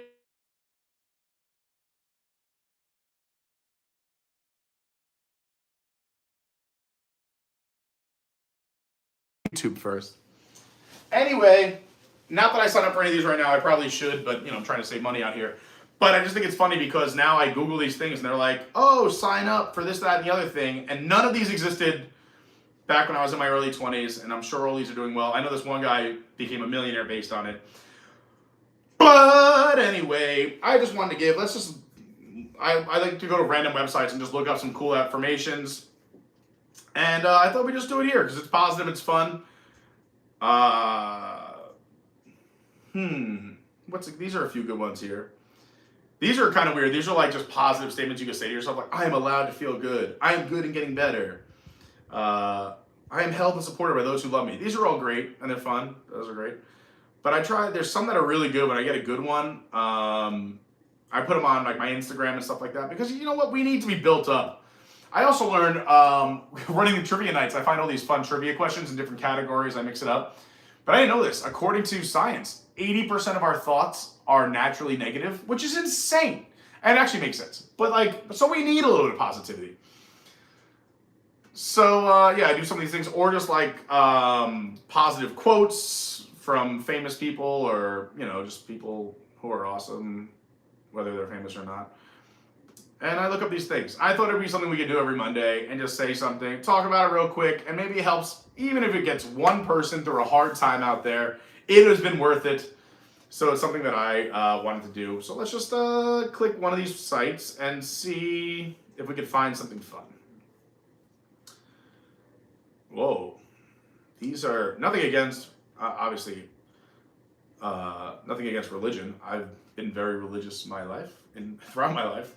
You know, I voluntarily went to Mass every morning throughout high school. Fun fact about Carney, if you didn't know that. There was a 20-minute Mass in my high school before classes started.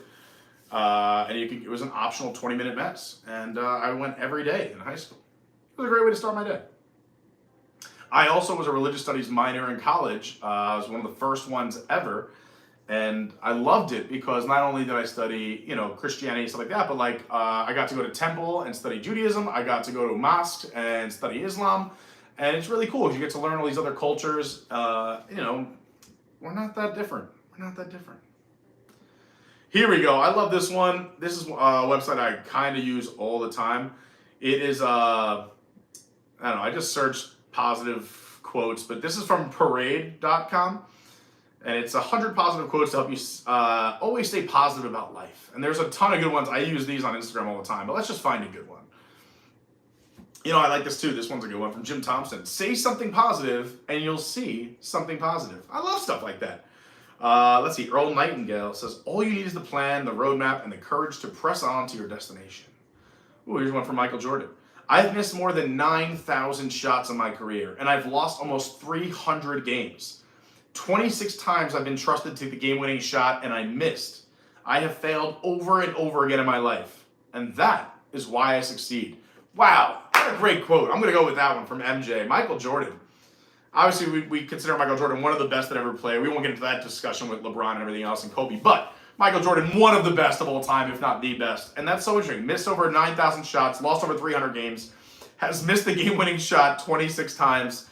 But again, if you don't try, you never know. And, I think you learn so much through failure, which has been a very tough thing for me because I really like to go all in on things. And I've had certain failures in my life that have really set me back where I've questioned, can I do it? And I was always a super confident person.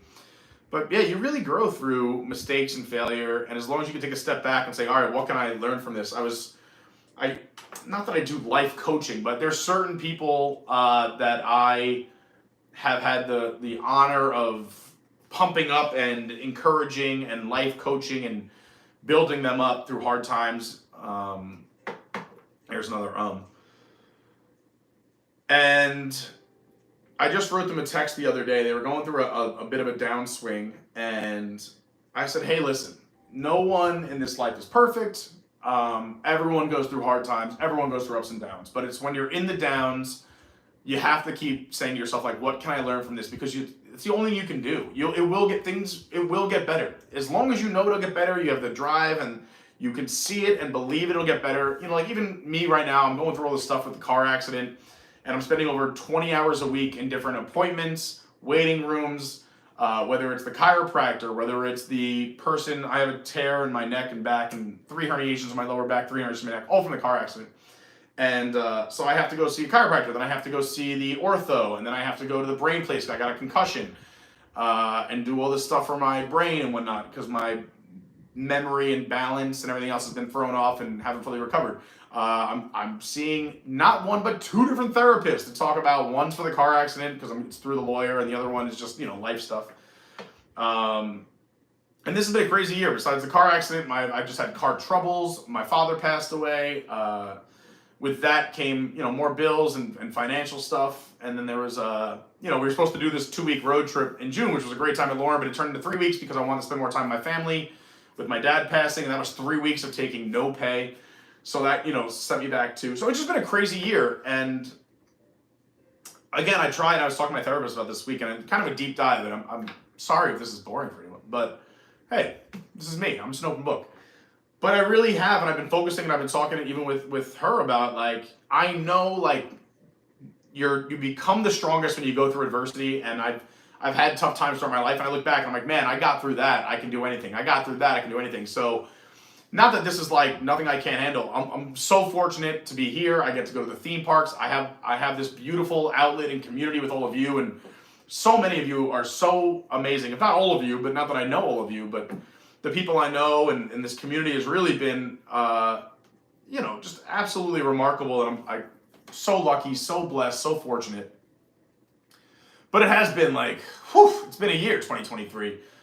But I just keep telling myself, like, I'm going to get through it. I know it's all going to work out. I know I'm going to be better for it. I know that I'm going to look back on 2023, whether it's in 24, 25, 26, 27, and just say, like, hey, that was crazy, but you got through it. You did it. You got through it. You pushed through.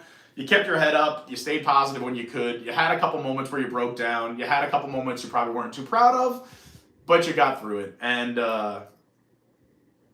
that's what I keep telling myself. And I have a buddy going through a hard time, and I keep telling him too. It's funny because I'm telling him stuff, but I'm really just talking to myself and basically looking in a mirror.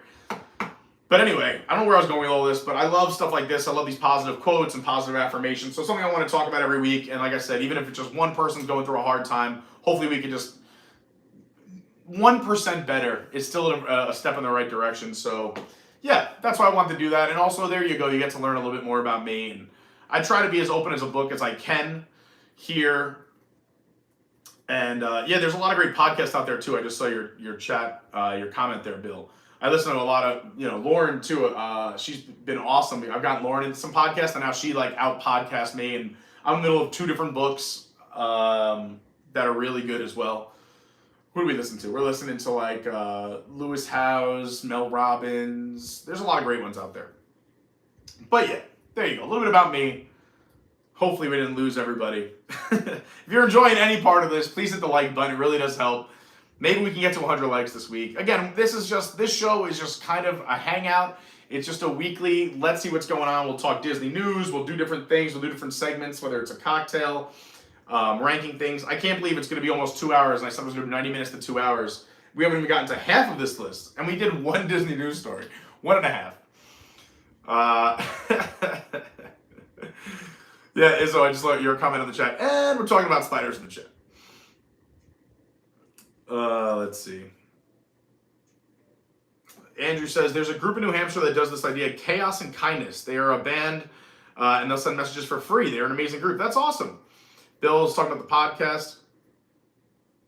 Izzo says, I'm very religious, but I leave it off my channel. Yeah, no politics or religion. I'm very similar. I try not to talk about any politics or religion, and I think I don't even get into it. But again, I'm going to go back to my original sentiment when I was talking about Illuminations. I truly believe that we are human beings. We are all so much more similar than we think, and we should just be taking care of each other. I mean, politics and religion politics have become religion, and it's, I think, not all the time, but kind of a shame in some respects, because some people lose respect for people here, or it divides people, and I really think we should be working on coming together. We're just becoming further and further apart when we really could use each other more. So that's just my thoughts. Lynnette was a Sunday school teacher. That's cool. So was Bill. Lynnette says, I'm not allowed to talk religion or politics. I'm too opinionated. Yeah, that's why we leave it in the fun stuff. We talk theme parks and have a good time. Lynnette says, the Carney crew is great at supporting everyone. I agree. Father Bradley just came back in. Awesome. All right, what else can we talk about? Let's talk about this upcoming week. Oh, man, my phone's up there. So, 98 Degrees is playing Epcot tonight and tomorrow. Today I have this, and then after this I want to do a little something for the Patreons. So I think tomorrow we're going to go live from Epcot in the evening hours. We'll do some more food booths. We will maybe get a chance to do the Mickey and Minnie meet and greet or the Figment meet and greet. Maybe we'll go on tour over California again because I friggin' love it. But we will definitely go see 98 Degrees, and I think Lauren will be joining us. Lauren's a fan of the 98 Degrees as well. She has a big crush on Nick Lachey. I think 98 Degrees is great too. So that'll be Tuesday. Wednesday, what am I doing Wednesday? I think Wednesday I just have a ton of appointments I'm running around to do. Thursday, I think I'll be with Andrew, Boston Drew, Andrew C in the chat. I think we're going to Mickey's Not So Scary Halloween Party, and I'll be live streaming that as well. So if you want to come join us at the Mickey's Not So Scary Halloween Party, if you're here in town, sure, come join us. But yes, I will be live streaming. So Tuesday night at Epcot, Thursday night over at the Magic Kingdom for Mickey's Not So Scary. And then Friday, I forget what I'm doing, but I'll try to do a morning stream on Friday if I can. Or maybe Wednesday I can sneak it in. I'll try Wednesday or Friday to do a morning stream from one of the parks. We haven't done studios in a while. Maybe we'll go over to studios, or maybe we'll just do Magic Kingdom in the morning. We'll see. Whatever's hot, whatever's fun. We'll see if a news story pops up, or we'll do a poll. Also, maybe I'll do a resort. Maybe we'll do a Disney resort. It's been a while since we did resort streams. I know people love resorts.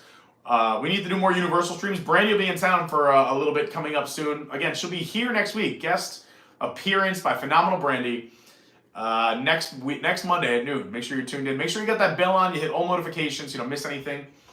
But she is also a Universal expert. I want to do Universal resorts as well because there's so much that I could learn. And also Disney Arts and Crafts we want to do. There's so much to do. Again, if there's a certain kind of stream or a certain kind of video you want to see, you can go do that. I still am in the middle of editing a few different videos. We're in the middle of our road trip. I'm still in the middle of editing Dragon Con stuff. I'm still in the middle of editing the ranking of all the bathrooms in the Walt Disney World theme parks, which is coming along fun and great. And also in the middle of another awesome video about if you are a pet owner here at Walt Disney World. There's an awesome video coming your way very soon. So yeah, make sure you're subscribed. You don't want to miss any of those. So that's the upcoming week. What else is going on? Side hustles. Oh yeah, I gotta put these on the website. I totally forgot. I gotta email Brandy. Again, shout out to Brandy. She's amazing. What else did I want to talk about? Oh, we'll talk about this next week. Man, this show goes by so fast. I just talk and talk and talk. Thanks for being here. But I wanted to talk about some of my favorite YouTube and TikTok videos that I saw this week because they were so funny and so great. I want to share them with you, or at least discuss them. But we'll do that another time. It's not important right now. What else? Oh, we got to bring up whiteboardy. All right. Should we do whiteboardy? Maybe we'll rank something. Tell me in the chat. I had a few ideas, but maybe we'll just do a quick one. Who wants me? Because everyone said I should do this. And there was a bunch of good ideas, but I put them on my phone, and I'm using my phone to stream right now. So let's just go to the chat. People that are here hanging out with me. Let's get whiteboardy up here, and let's use some ghetto masking tape because I forgot to get push pins again. What am I doing? Did Lauren put them in here? I put them on the floor so I wouldn't lose them. Oh, here's two. And I think Lauren moved them. Lauren will be home soon too. And I still want to hang out with some Patreons. We'll talk Patreons. Don't forget, this week is the Patreon Zoom call. And let's get whiteboardy out of here. What should we discuss? I want to rank something. Or yeah, we can do a panel discussion or a discussion with Brandy next week, but let's rank some things. Whiteboardy, come on out of the green room. Ladies and gentlemen, this was the most embarrassing part of week one when I watched some of it back. I don't have enough push pins, but I've been using the back of this calendar as a whiteboard because I was going to use this to draw up some stuff and do some things last week. But here we go. Let's just put this here. And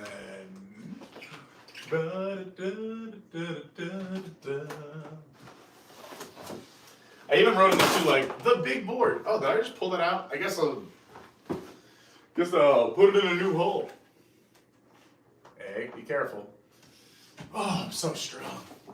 Where'd that push pin go? Oh, there it is. Just stepped on it. Let's just put this over here. Bada bing, bada boom. Will we reuse this tape?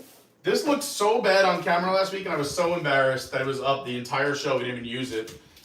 But it's now become a thing. This, ladies and gentlemen, I'm proud to present whiteboardy. Dun, dun, da, da, da, da. Ba, ba, da, ba, ba, ba, ba. It looks terrible, and we're gonna get a fix. Lauren and I are ordering a new whiteboard for the show. By the way, we added some new things to the desk. I put the magic bands down below today. I'm not sure if you saw them. We got the Nautilus on the desk. The big gold ball. All right. Whiteboardy time. Tell me in the chat, what should we discuss? What should we rank? I'm excited. I want to do this. This will be fun. Now, where did I put my marker? Oh, marker! There you are. Gosh, my drink is sitting here. That is so good. Mmm. Mmm. That is delicious. Absolutely delicious. I don't know where my black one went, but we got blues and reds. All right. Let's go to the big board. Whiteboardy making an appearance. There it is. Brandy said, yes, whiteboarding time. Rank the bars around the World Showcase or bars at resorts. Wow, there's a lot of bars, though. Terp's in the house. What's up, Terp? Best World Showcase countries for drinks. Oh, boy. All right, let's see if this marker works. Nah, it's too light. Let's see if we can get a darker one. Best World Showcase countries for drinks. I gotta go get a darker marker. And I'm gonna zoom in on this for everyone so you can actually see it. But let's see if maybe the red will work. Nope. I have about 1,000 whiteboard markers, so give me a sec.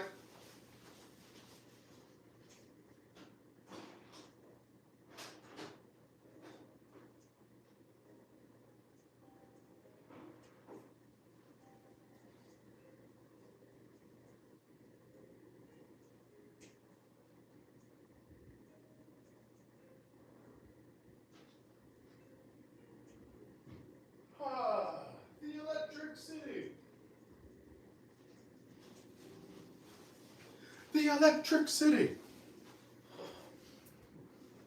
Oh, you know what I'm going to do? Hold on, I'm coming back.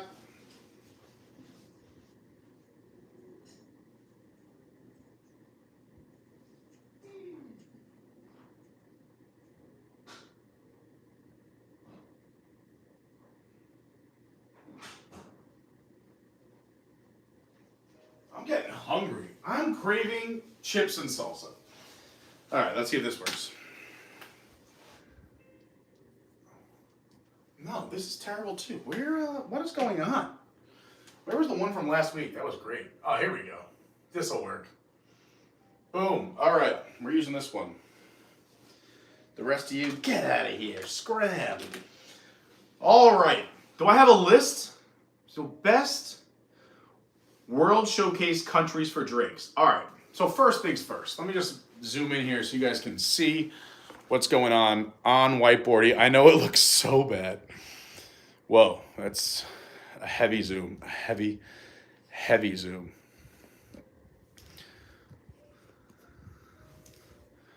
All right, that should work. I think everyone can see that, right? Let's see.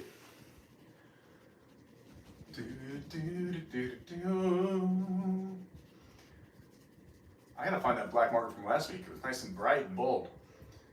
All right. Can you see this? Can you see that? I don't think so.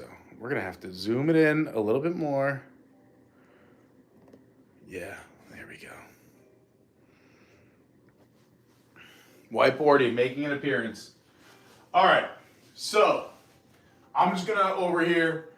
So Mexico, obviously, let's talk highlights, right? We got La Cava.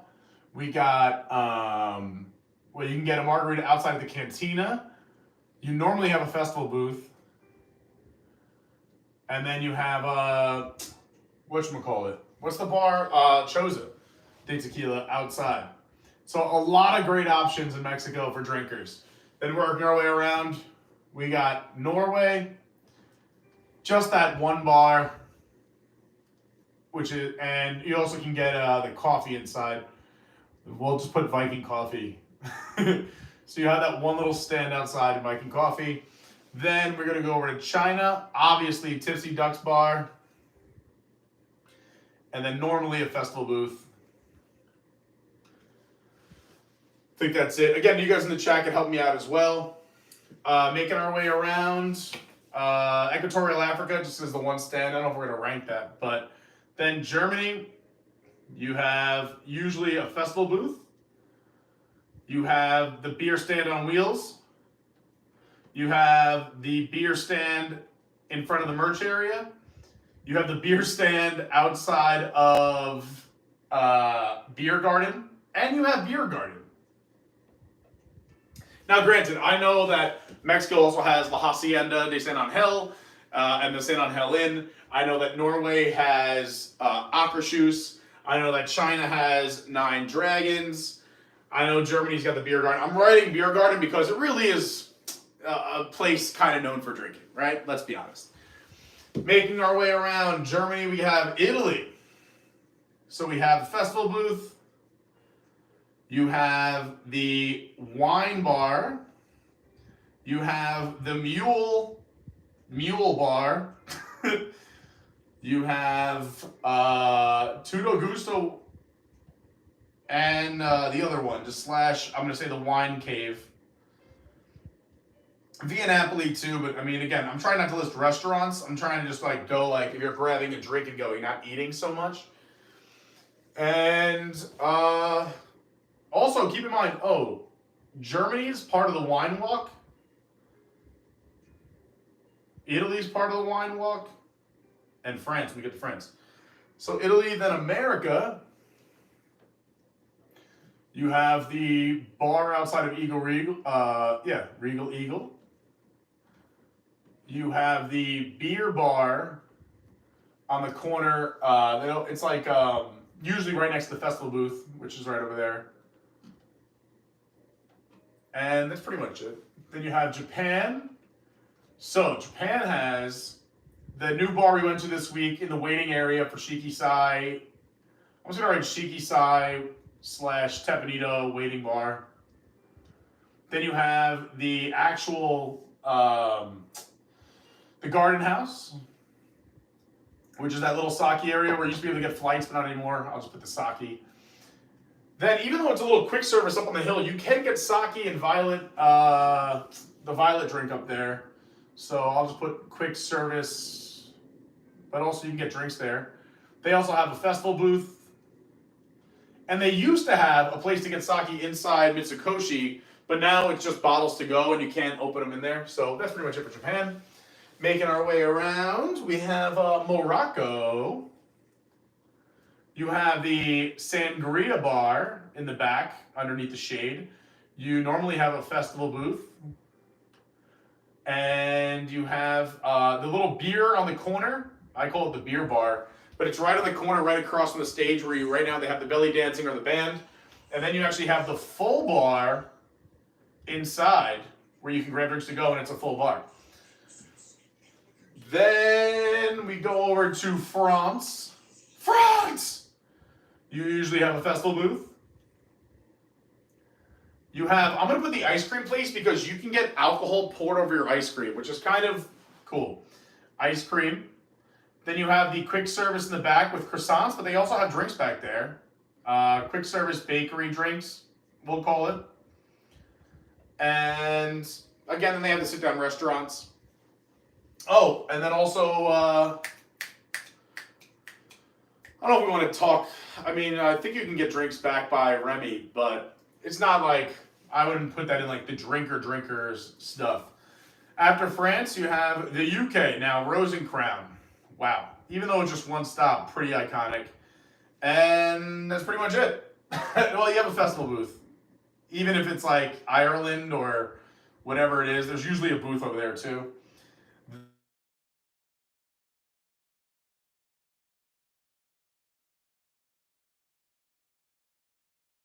This is more for me, so I can rank these easier.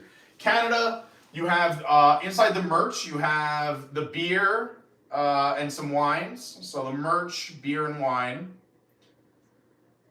Then they have outside the beer on tap. Then they have the festival booth. And they also have Les Celliers as well, but we don't have to go into that. Anything you need to sit down for, we're just talking drinks like that are pretty convenient here. Anything else I'm missing over there? All right, do I have 11? 1, 2, 3, 4, 5, 6, 7, 8, 9, 10, 11. All right, that's all the countries. Now, am I missing anything? Let's see. Deputy Disney, what's going on? Says, what drink is it? Just tuning in. You got to rewind. This is the Carney Avenger. We just made it here on the show a little while ago. That is so good. Melon said, all right, cool, I like this.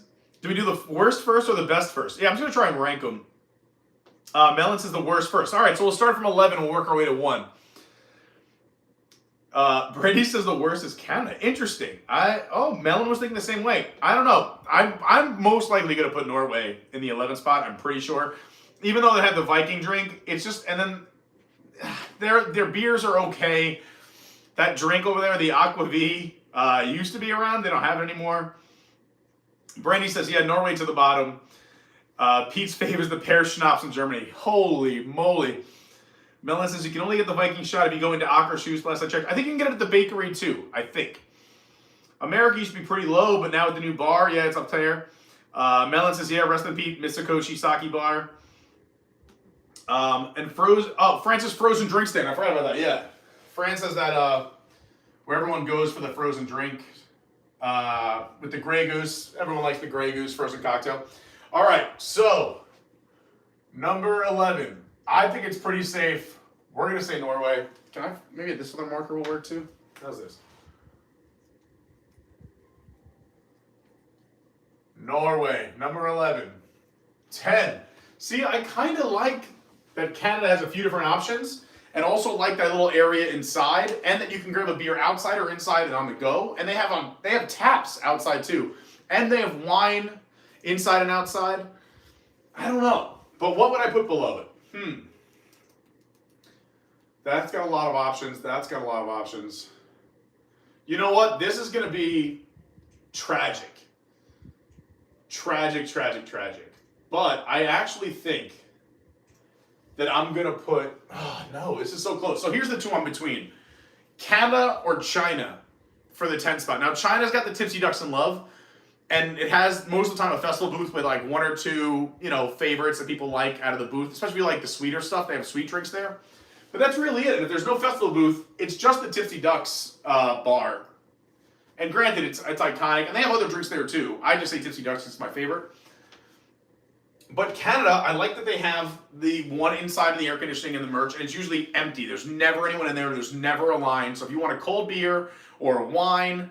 and they also have ice wine. I really like, and they also have outside for the grab and go, and which just never has a line. The convenience is big for me too. And Canada's booth normally has some pretty decent beer and wine too, which is, I don't know, China's just, the drinks are so sweet, and if there's no festival booth, they just have the Tipsy Ducks booth. And again, I forget the name of it. Joy of Tea. So I'm between China and Canada for my 10 spot. I don't know. Help me out here. Let me see. What do you think? So,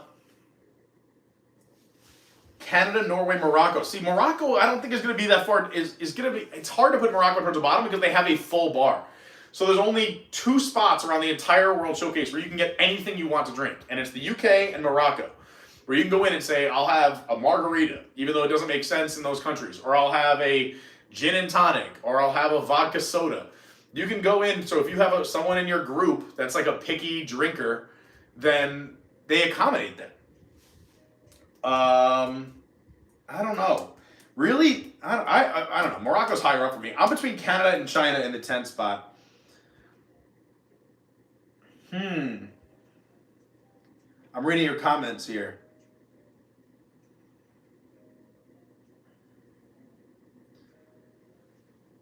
Yeah, so she said, Phenomenal Brandy in the chat said, pretty decent beer, like what, Molson, Labatt Blue? Yes, those two, but they also have Fin de Monde.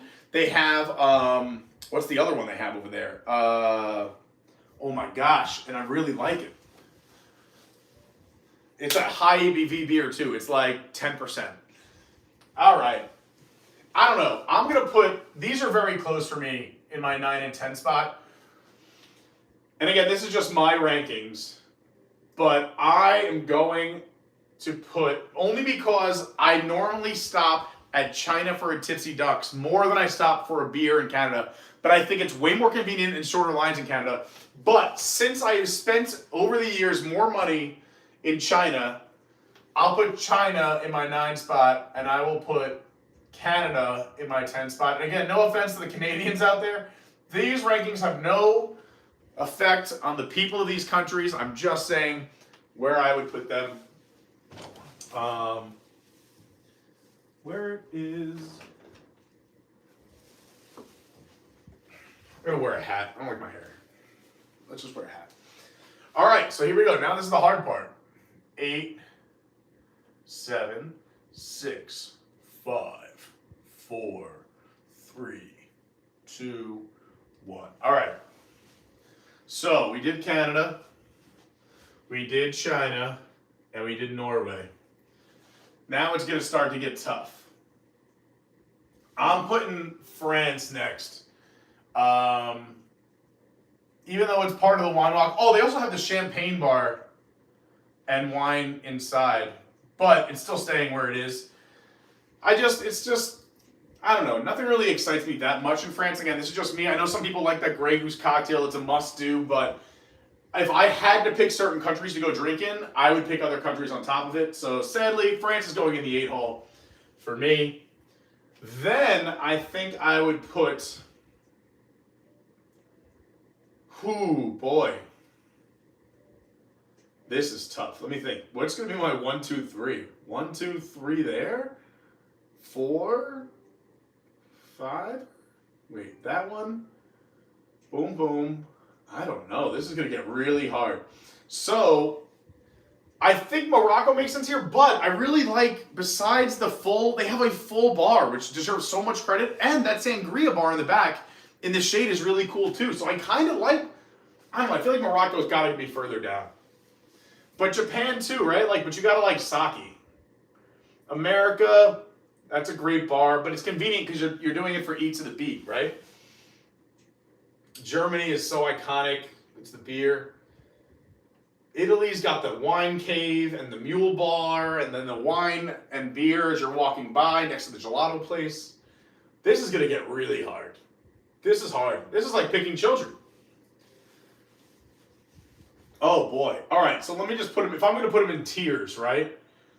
I guess it's got to be somewhere between Italy, Morocco, and Japan in this group. Italy, Morocco, and Japan in this group, right?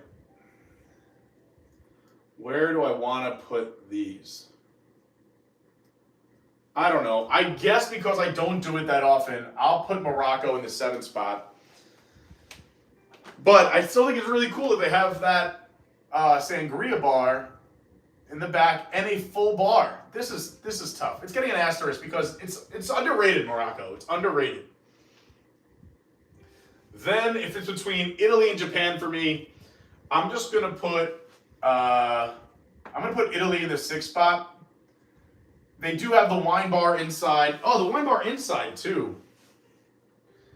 They have multiple spots to drink. There's a lot of places to drink, but again, it's if you don't like wine, they also have the mule stand, which has mules.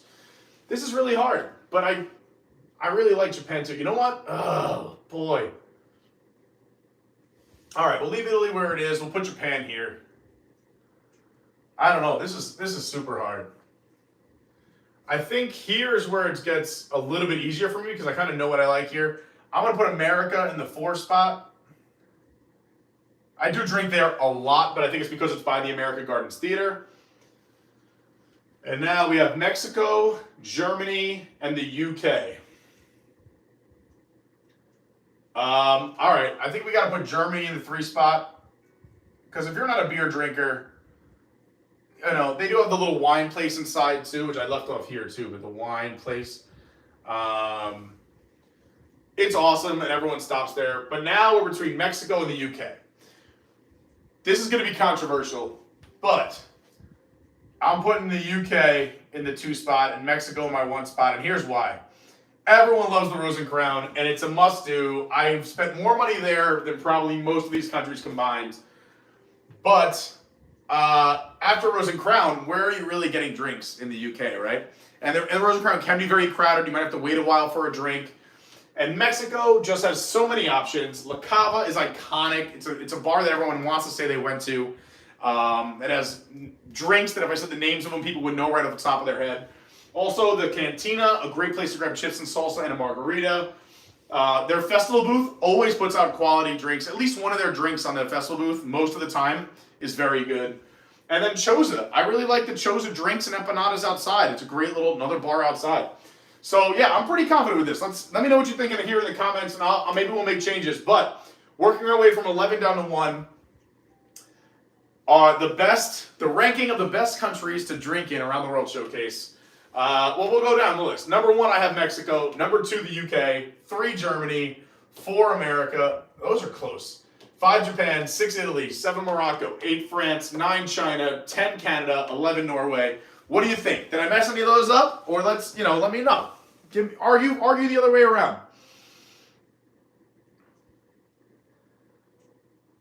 Let me see.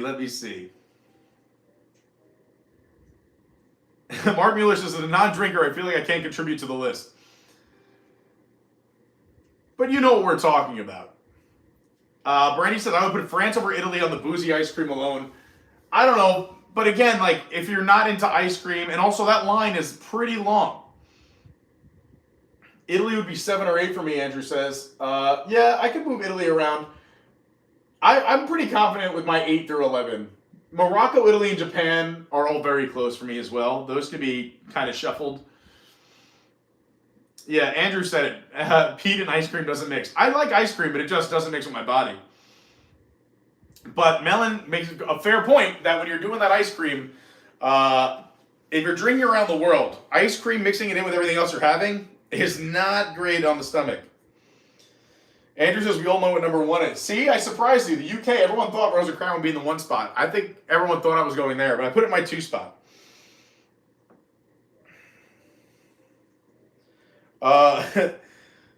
Brandy says Germany has a Jaeger chilling machine. Now, I don't drink Jaeger, so that might push that up for other people, but you don't want me to have Jägermeister. That's a terrible decision. Andrew said the UK is just convenient when you enter from the International Gateway. It is. It's convenient. They have a full bar. That's why it's the number 2 spot. It's probably the best overall bar in the World Showcase. Yeah, boozy snow cones. That's a real thing. Izzo says, before I go deep in here, I'll just say I'm the opposite of Pete. Tipsy Ducks has everything I love in it, but mixed together, I can't stand it. Yeah, I'm the opposite. I don't like any of the individual ingredients, but put them all together, I think they're delicious. Jay Ware said, should have ranked the best frozen drinks in Epcot. We can always still do that. From a slight headache to a migraine. That's very funny. Lynette says, maybe I won't try Tipsy Ducks. I recommend trying it at least once. Dawn says she loves it. Again, I don't like any of those ingredients, but it's just something about it. And it is a great pick-me-up. It's like an energy drink, and it's got coffee, it's got chocolate, it's got tea. These are all great things. Again, I'm not a coffee drinker. I don't like just conventional tea. I like weird teas. And I'm not a big chocolate person. I know, crazy. Well, there we go. I'm confident. I'm going to leave this the way it is. We'll see what Lauren thinks. She just walked in the door. Lauren! Come on and say hi to everyone, Lauren.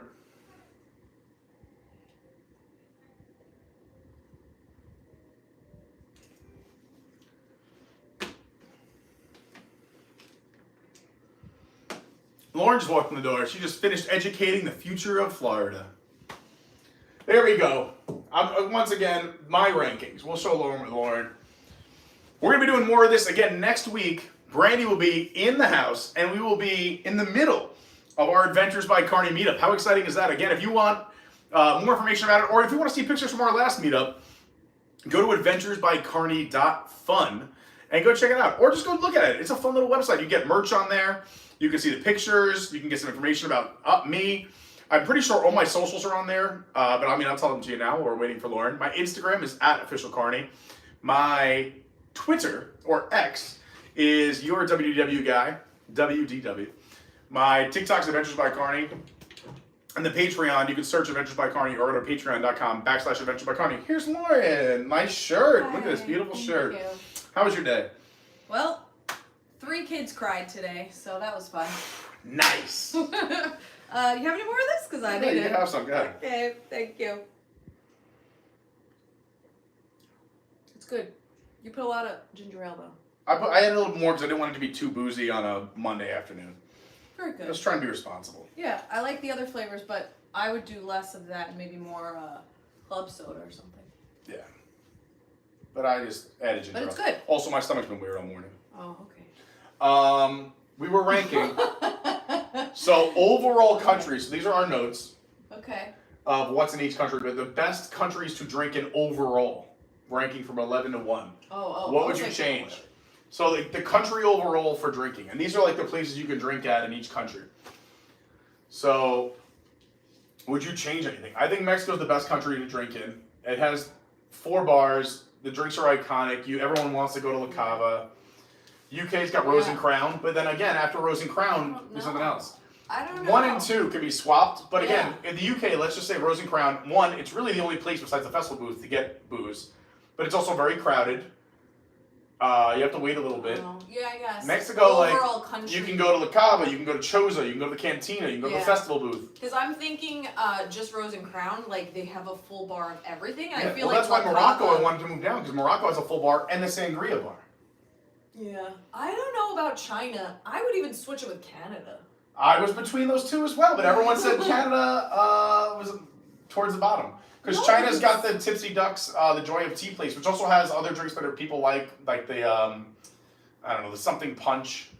And also their festival booth typically has 1 or 2 decent drinks. Oh, all right, because I don't know, I don't like the China drinks. Maybe that's why I'm like, yeah. But I think... Those are close. A lot of these in groups could be swapped, like Italy and Morocco could be swapped. Japan and Italy could be swapped. These are close calls. Italy has a lot of wine stuff. Like they have the wine cellar and all They have the wine place out as you walk by. They have the wine inside of the merch shop. A little cart. They have I call it the mule stand, because they have mules there, with the limoncello mule and the other mules. Then you have the wine cave inside. Right, that's what No, because like they also have the wine, part of the wine walk in the merch shop up front.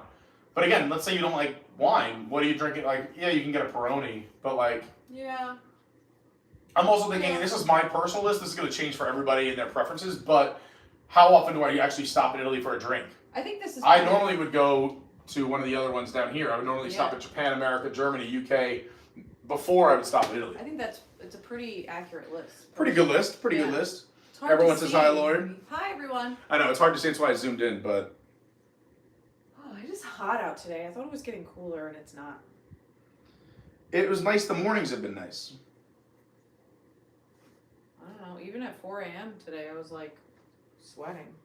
No, I was outside the balcony at 7. It was beautiful out. I had my windows down in my car until 7:45. Oh, wow. Because it was 70... I feel like you're not feeling well today, though. I'm off just because I'm on an hour and a half of sleep. Yeah. So, I'm all thrown off. Yeah. Everyone says hello, Lauren. Hi. Melanie says those Italian margaritas, though. Those are delicious. And the limoncello is fantastic, too. I love the limoncello. Brandy said, I'm just happy we got to see whiteboardy and give whiteboardy some love today. Yes. Now I'm taking it down. We got to get a real whiteboard. Yeah. This is terrible. There you have it. I don't know if you can see it. We'll zoom in. Duh. I need better markers, too. I don't know where we put the black marker from last week. I don't know. Well, we'll get you a nice board and some new markers. Thank you, Lord. I used to have like a whiteboard. I know I have one in the other room, but I can't erase it. No, but I used to have like a big one because when I was like playing school as a kid, I used to have a whiteboard. We erased that too. Whiteboarding going back to the green room. Say goodbye to whiteboarding, everyone. All right. Well, I think this is a good place to wrap up here. I want to do a little something for the Patreons too after this, so I'm just gonna say goodbye here. Thank you so much for watching episode 2 of Mix It Up Mondays. We're gonna keep this going. I hope everyone enjoyed it. I'm gonna sit here so Lauren can be back there. Yeah, it really means a lot. I appreciate you being here with me and spending your money with me. And don't forget, if you missed any of it, go back, watch the replay. We did a ton of streams last week, so if you missed any of those, you can go check them out. We were very active last week. And we're going to be active this week, too. I'll be live tomorrow from Epcot, 98 degrees tomorrow, Lauren. Oh, yeah. And yeah, if you missed any of this show, go back, rewatch it. Go watch episode 1. Go jump in our Discord. The link is down below in the description, also linked here in the chat. Love our Discord. If you're interested in checking out the Patreon, go check that out. You can jump in before our Patreon Zoom call this week, which I believe is, when is that? I think it's Wednesday night. I think that's what I'm doing Wednesday night. Pretty sure Wednesday night is the Zoom call, but I could be wrong. We'll talk about it in the Discord. Yeah, go follow the socials at official Carney on Instagram, at your WDW guy on Twitter. Adventures by Carney is the TikTok. Adventures by Carney is the Patreon. AdventuresByCarney.fun. We have the meetup October 1st through the 4th. Next Monday, we'll be in the middle of the meetup. Brandy will be here. You don't want to miss it. Lauren's giving me bunny ears. I wanted to see it. I'll put the recipe for the cocktail in the Discord as well. And if you are a Patreon member, I'm going to go post in the Patreon in about 15 minutes. I'm going to go live here and just do a little something. I know maybe just a handful of people will be able to do it, but I want to figure out what we can do here, or maybe if it's like if I prep a video every week, or 1 or 2 shorts and I drop them just for Patreons every Monday after the show, or if we do a live show every once in a while where we just hang out and talk, or if there's something you want to talk to me about, I don't know. But I want to do something special for the Patreon, so let me know. We'll talk about it in a little bit. That's just for the Patreons anyway. But yeah, if you're new, please consider subscribing. It really mean a lot. Make sure you get that bell on, hit all notifications so you don't miss any live streams. Sometimes we just do an impromptu live stream. It's happened a few times in the last month that we just fire up the camera and go live without notice. Sometimes I don't even have time, like when we did the Moana cast member preview, I didn't even have time to advertise it or put it on my socials or the Discord. Instead of go live and just go. So if you have that bell on, you hit all notifications, you won't miss any of that. Big thank you again to all the Patreons. Thank you to everybody who sends a Venmo, a Cash App, a PayPal. It means so much to me. It really does help the channel immensely. I hope I get to see a lot of you this weekend. Again, Tuesday night, I know we'll be live. Thursday night, I know we'll be live. Tomorrow we'll be at Epcot. 98 degrees, more food and wine stuff. Thursday night, Mickey's Not So Scary Halloween Party. And either Wednesday or Friday morning, I'll try to go live as well, hopefully. Fingers crossed. And Wednesday night, I believe, is the Zoom call for the Patreons. All right. Busy week. I'll see you. Busy week. Busy. I hope everyone has an amazing week. Yeah. Have a great week. Finish out September strong. And then we're getting into October. Happy fall, by the way. We are officially in fall here. Anything I missed in the chat that I should talk about? Great show today. Probably not going to be as good as next week, but still, that's from Brandy. Can't believe the meetup is less than a week. Yeah. Have you ever done a Patreon's wedding DJ? Come do my wedding in Jacksonville, from Trevor. Oh, all right, Trevor. Let me know. Hit me up. Send me a private message. I do a lot of weddings. I've DJ'd hundreds of weddings. Thanks, Dawn says, thanks, Pete. Another fun stream. Lynnette says, that was fun, Pete. Have a great day, everyone. Sarah Garvey said, what day is Patreon call? I don't see it on the app. I'm pretty sure it's Wednesday, but we'll talk about that in a little bit. Thanks, Sarah says, great show today. Jen V says, 98 degrees and rising. Yes, tomorrow. Brandy says, great show today. I mean, probably not as good as next week, but it's still good. Yeah, next week's going to be great. Brandy will be here. Jen says, super fun check-in, Pete. Thanks for the stream. You're very welcome. Thank you. Can't believe the meetup's less than a week. Can't wait to hang out. Yes, Melon, you too. Trevor, let me know about your wedding. I'd love to come hang out. DJ it up. Have a good time. Whoop. And yeah, that's it. I'll see the Patreons in a little bit. Probably like 15 minutes or so. I'm going to hang out with Lauren real quick. Just see how her day was. Put some of this stuff away. And I'll see you tomorrow. Bye, everyone. And do me one last favor. Be kind to one another. See you real soon. Bye-bye.